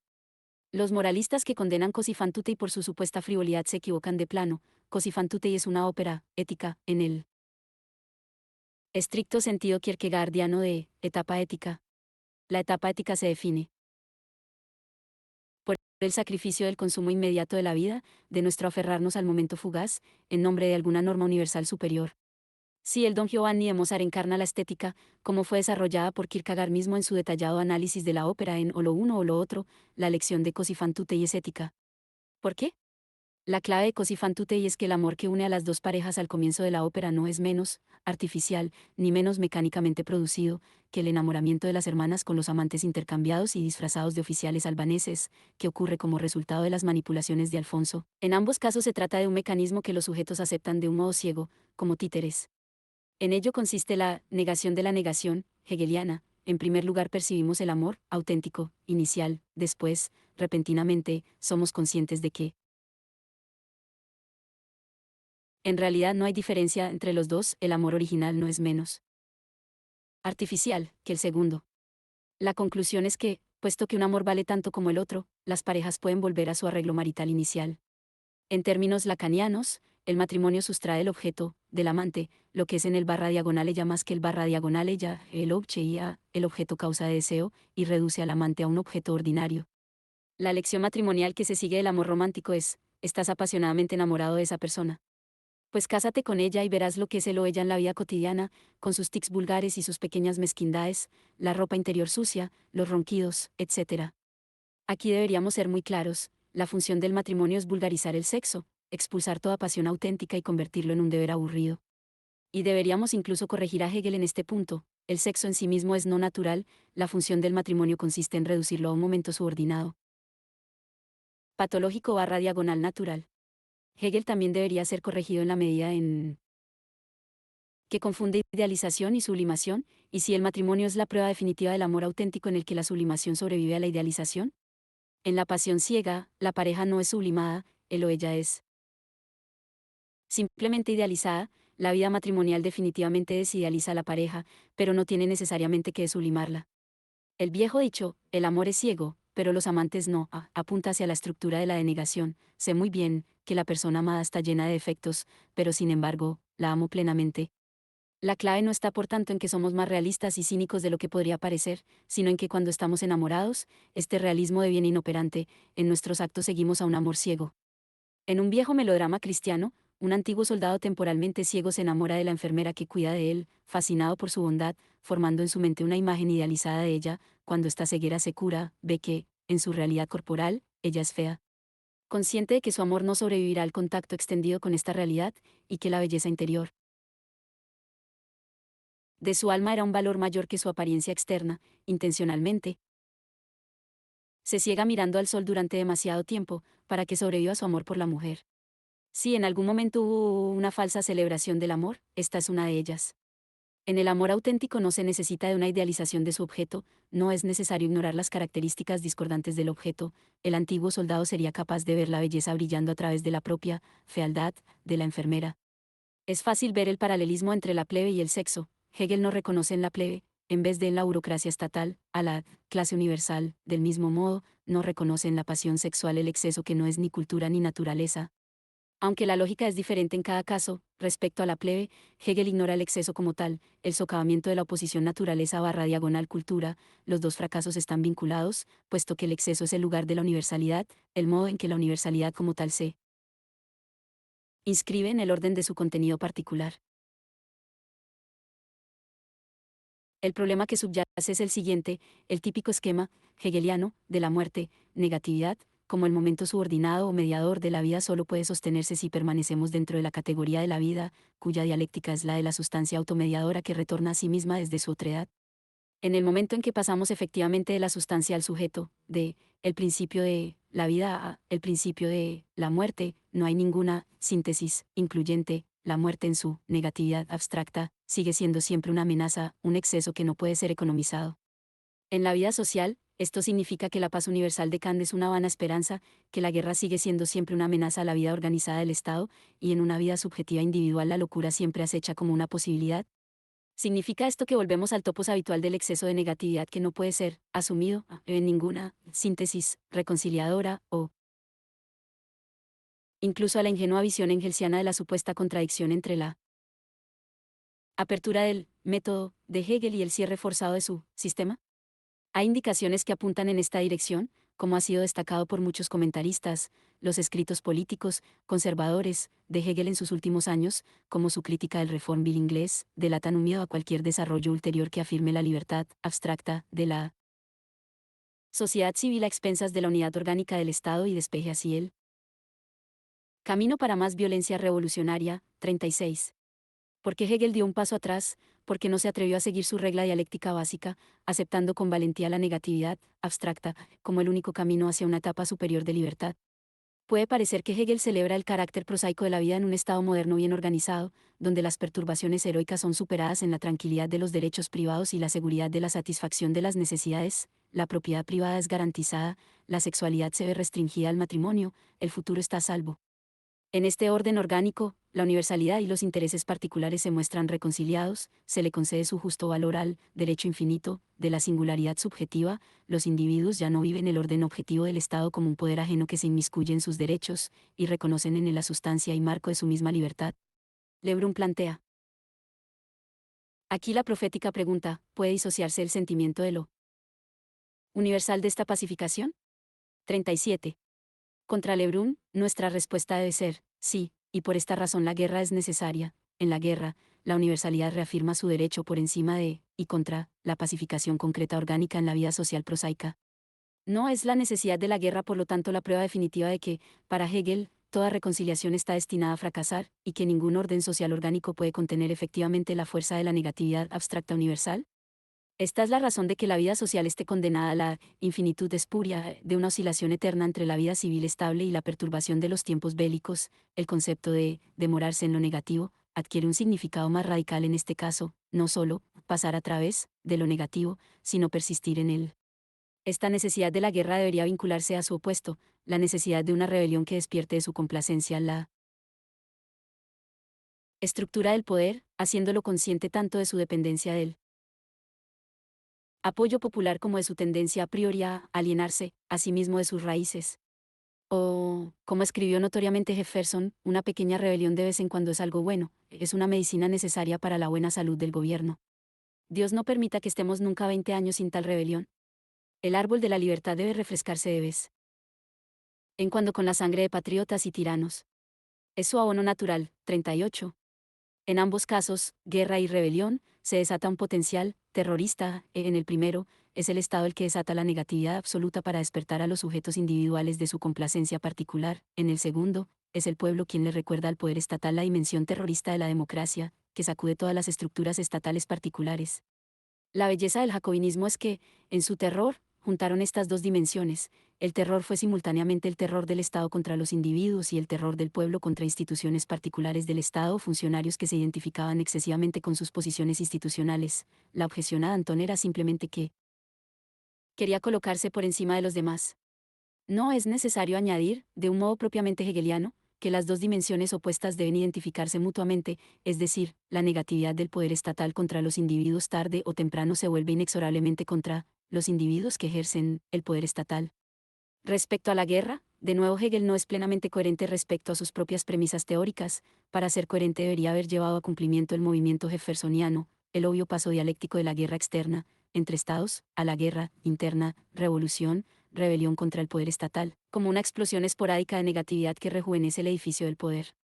Por esta razón, al leer los famosos párrafos 322 a 324 de la Filosofía del Derecho, en los que Hegel justifica la necesidad ética de la guerra, deberíamos ser muy cuidadosos y advertir el vínculo entre su argumentación en este punto y sus afirmaciones sobre la negatividad autorrelacionada, que constituye el núcleo mismo de un individuo libre y autónomo. Aquí Hegel simplemente aplica esta negatividad autorrelacionada básica, constitutiva de la libre subjetividad, a la relación entre estados. Párrafo 322. La individualidad, en cuanto ser para sí excluyente, aparece como relación con otros estados, cada uno de los cuales es autónomo frente a los otros. Puesto que en esta autonomía el ser para sí el espíritu real tiene su existencia empírica, ella es la primera libertad y el honor supremo de un pueblo. Párrafo 323. En la existencia empírica aparece esta relación negativa del Estado consigo mismo, como relación de un otro con un otro y como si lo negativo fuera un algo externo. La existencia de esta relación negativa tiene, por tanto, la figura de un acontecer y del entretejimiento con acontecimientos accidentales que vienen de afuera. Pero ella es su momento propio supremo, su infinitud real como la idealidad de todo finito en él, el aspecto en el cual la sustancia en cuanto fuerza absoluta frente a todo singular y particular, frente a la vida, la propiedad y sus derechos, así como frente a los demás círculos, trae la nulidad de ellos a existencia empírica y a la conciencia. Párrafo 324. Hay un cálculo muy avieso cuando, en la exigencia de este sacrificio, el Estado es considerado únicamente como sociedad civil, y como finalidad última suya, únicamente la garantía de la vida y la propiedad de los individuos, pues esta seguridad no es obtenida por el sacrificio de aquello que debe ser asegurado, por el contrario. La guerra, a la que no hay que considerar como mal absoluto y como una mera contingencia externa, la cual tiene su fundamento contingente y estaría en lo que se quiera, en las pasiones de los que detentan el poder o en los pueblos, en las injusticias, etc., en general en algo que no debe ser. A lo que es de la naturaleza de lo contingente, se opone lo contingente y precisamente ese destino es la necesidad, así como en general el concepto y la filosofía hacen desaparecer el punto de vista de la mera accidentalidad y en él reconocen, como la apariencia, su esencia, la necesidad. Es necesario que lo finito, la posesión y la vida, sea puesto como contingente, porque este es el concepto de lo finito. Por una parte, esta necesidad tiene la figura de una fuerza natural y todo finito es perecedero y transitorio. Pero en la esencia ética, en el Estado, esta fuerza es sustraída a la naturaleza, y la necesidad es elevada ahora de la libertad, a lo ético. Aquella transitoriedad llega a ser un transcurrir querido, y la negatividad que subyace como fundamento llega a ser individualidad propia sustancial de la esencia ética. En la paz se amplía más la vida civil, cada esfera se enclaustra en sí, y a la larga es un encenagamiento de los hombres, sus particularidades se harán rígidas y se osificarán. Pero para la salud se requiere la unidad del cuerpo, y si las partes se endurecen en sí, la muerte está allí. A menudo, se exige la paz eterna como un ideal al que tiene que dirigirse la humanidad. Kant propuso una liga de monarcas de ser aproximadamente tal institución. Únicamente el Estado es individualidad y en la individualidad está contenida esencialmente la negación. Por consiguiente, si también un número de estados se convierten en una familia, esta unidad como individualidad tiene que crearse una oposición y engendrar un enemigo. De las guerras, los pueblos no solo resultan endurecidos, sino que naciones que son inconciliables en sí adquieren por la guerra hacia lo externo, tranquilidad en lo interno. Desde luego, por la guerra se produce inseguridad en la propiedad, pero esta inseguridad real es nada más que el movimiento el cual es necesario. Se oye hablar bastante en el púlpito de la inseguridad, la vanidad y la inconstancia de las cosas temporales, pero con ello cada uno piensa, aunque ello lo conmueva, sin embargo, yo conservaré lo mío. Pero ahora esta inseguridad se presenta realmente a la escena ahora en forma de húsares con relucientes sables y así es seriedad, pues se vuelve aquel conmovido discurso edificante, que predecía todo, en anatema sobre los conquistadores. Pero, no obstante, las guerras ocurren como ellas se encuentran en la naturaleza de las cosas, las semillas retoñan y el discurso enmudece ante el más solemne ciclo de la historia. La función de lo que Hegel conceptualiza como la necesidad de la guerra es precisamente la repetida descomposición de los vínculos sociales orgánicos. Cuando, en su Psicología de las masas y análisis del yo, Freud subrayaba la negatividad de la disolución de los lazos sociales, sanatas como opuesto a Eros, la fuerza del vínculo social, Freud, con sus limitaciones liberales, desechó demasiado rápido las manifestaciones de esta disolución como un fanatismo de la masa, espontánea, como opuesta a las masas artificiales, la Iglesia y el ejército. Contra Freud, deberíamos mantener la ambigüedad de este movimiento de disolución, es un grado cero que abre el espacio para la intervención política. En otras palabras, esta disolución es la condición prepolítica de la política, y respecto a ella toda intervención política en cuanto tal ya va un paso demasiado lejos, comprometiéndose con un nuevo proyecto, o significante amo, 39. Hoy, este tema aparentemente abstracto es de nuevo relevante, la energía disolvente es en gran parte monopolizada por la nueva derecha, el movimiento Tea Party en Estados Unidos, donde el Partido Republicano cada vez está más fracturado entre el orden y su disolución. Sin embargo, aquí también, todo fascismo es un signo de una revolución fracasada, y el único modo de combatir esta disolución derechista sería, para la izquierda, embarcarse en su propia disolución y ya hay signos de ello, las grandes manifestaciones a lo largo y ancho de Europa en 2010, desde Grecia, Francia y el Reino Unido, donde las manifestaciones estudiantiles contra las tasas universitarias inesperadamente se volvieron violentas. Al afirmar la amenaza de negatividad abstracta contra el orden existente como una característica permanente que nunca puede ser objeto en, Hegel es más materialista que Marx, en su teoría de la guerra y de la locura, es consciente del repetido retorno de la negatividad abstracta, que desata violentamente todos los lazos sociales. Marx vuelve a atar la violencia al proceso a partir del cual surge un nuevo orden, la violencia como la partera de la nueva sociedad, mientras que en Hegel, la disolución sigue sin asumirse. Respecto a estas meditaciones militaristas, no puede subrayarse lo suficiente su profunda dependencia de las ideas y matrices ontológicas de Hegel. Cuando Hegel escribe que la relación negativa del Estado consigo mismo, su autoafirmación como un agente autónomo cuya libertad se demuestra a través de su disposición para distanciarse a sí mismo de todo su contenido particular, está encarnada en el mundo como la relación de un Estado con otro y como si lo negativo fuera algo externo, está evocando una figura dialéctica precisa, la de la unidad de contingencia y necesidad.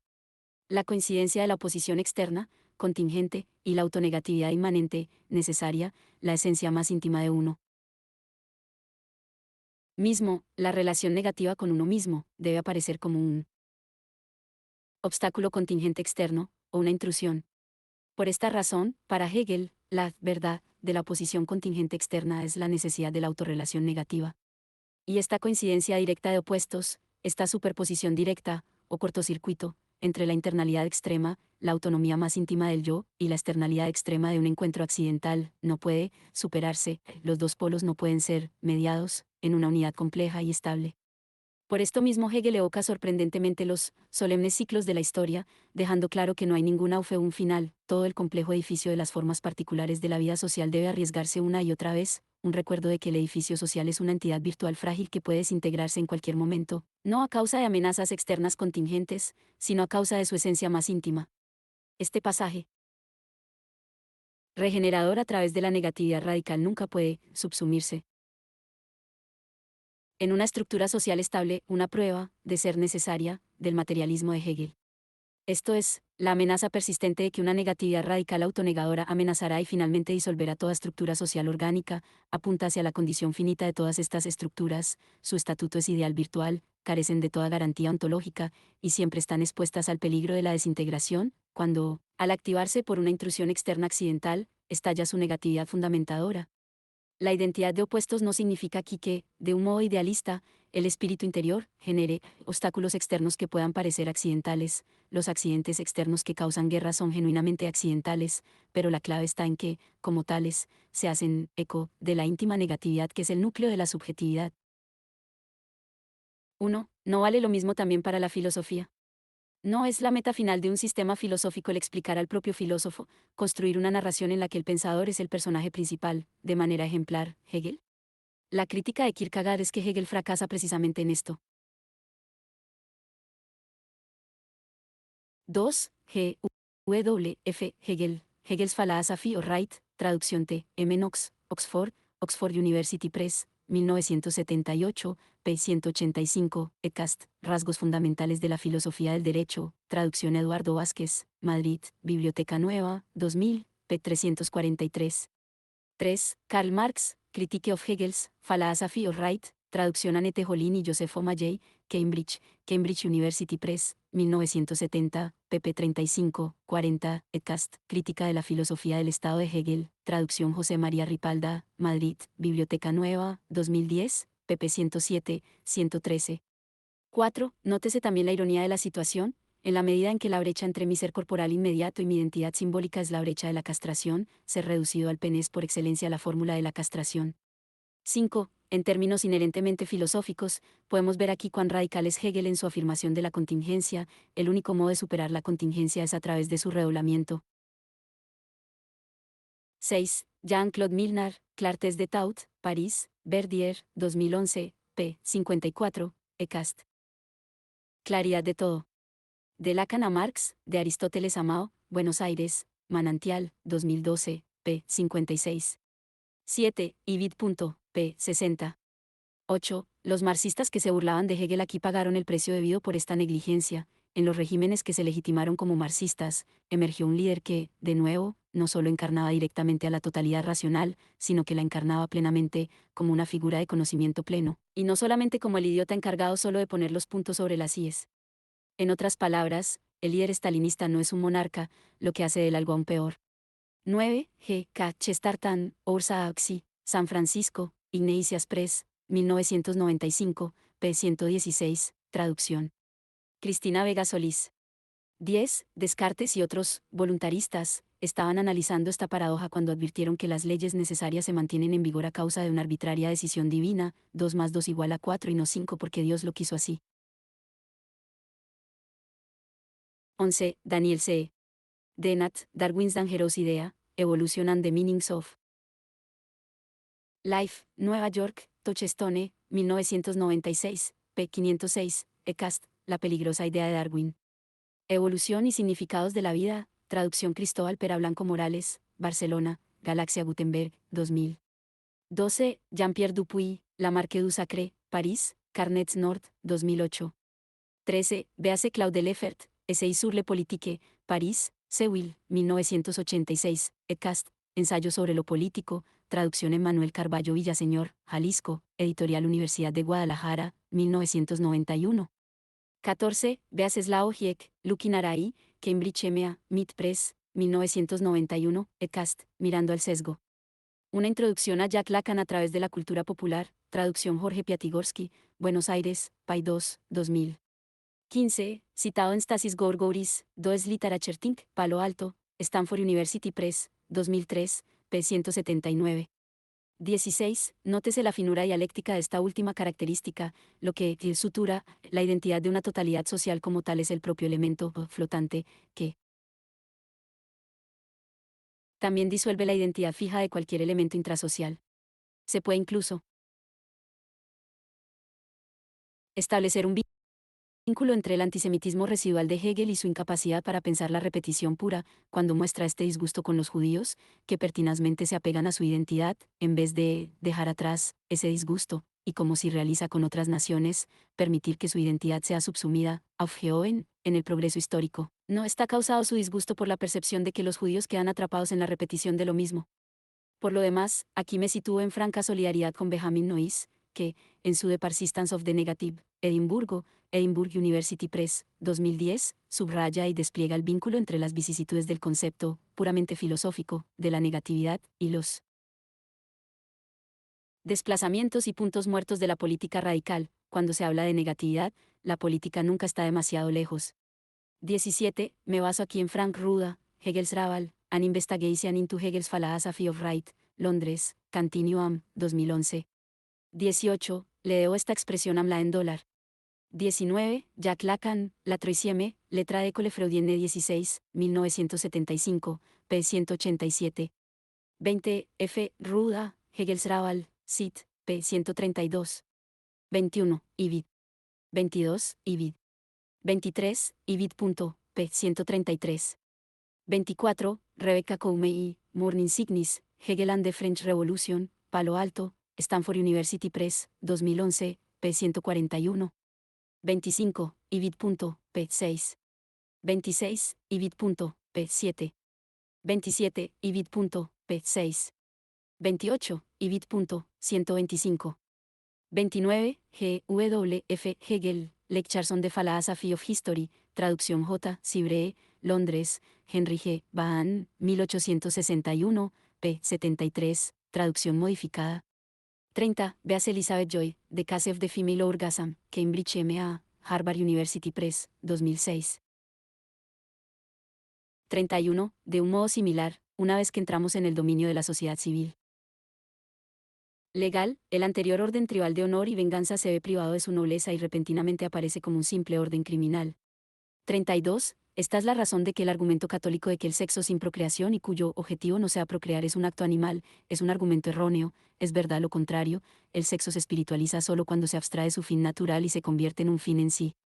33. En un extraño giro argumentativo, Hegel deduce la prohibición del incesto del hecho mismo de que el matrimonio resulta de la libre rendición de ambos sexos de su personalidad, una personalidad única de toda manera en cada una de las partes. Por consiguiente, no deben entrar en el dos personas idénticas en linaje que ya son conocidas y sabidas la una para la otra, pues los individuos en el mismo círculo de relaciones no tienen una personalidad especial propia en contraste con la de otros en el mismo círculo. Por el contrario, las partes deberían ser extraídas de familias separadas y sus personalidades deberían ser diferentes en origen. Párrafo 168. 34. En este punto me apoyo en Jure Simoniti, Berget Novi Podrugin y Menondia Ladrugue, Problemi 1 a 2, 2010. 35. Beas Edward W. Set, Cosifantutei, Letra Internacional 39, Invierno de 1997, pp 69 a 70. 36. Hegel murió un año después de la Revolución Francesa de 1830. 37. Gerard Lebrun, El Envers de la Dialectique, Hegel à la Lumière de Nietzsche, París, Sewell, 2004, p. 214. 38. Citado a partir de Howard Zinn, A People's History of the United States, Nueva York, HarperCollins, 2001, p. 95, Ecast, La otra historia de los Estados Unidos, traducción. Tony Strubal, Ondarribia, Hiru, 1997. 39. Badiou también salta demasiado directamente de la mera vida animal al acontecimiento político, ignorando la negatividad de la pulsión de muerte que interviene entre los dos.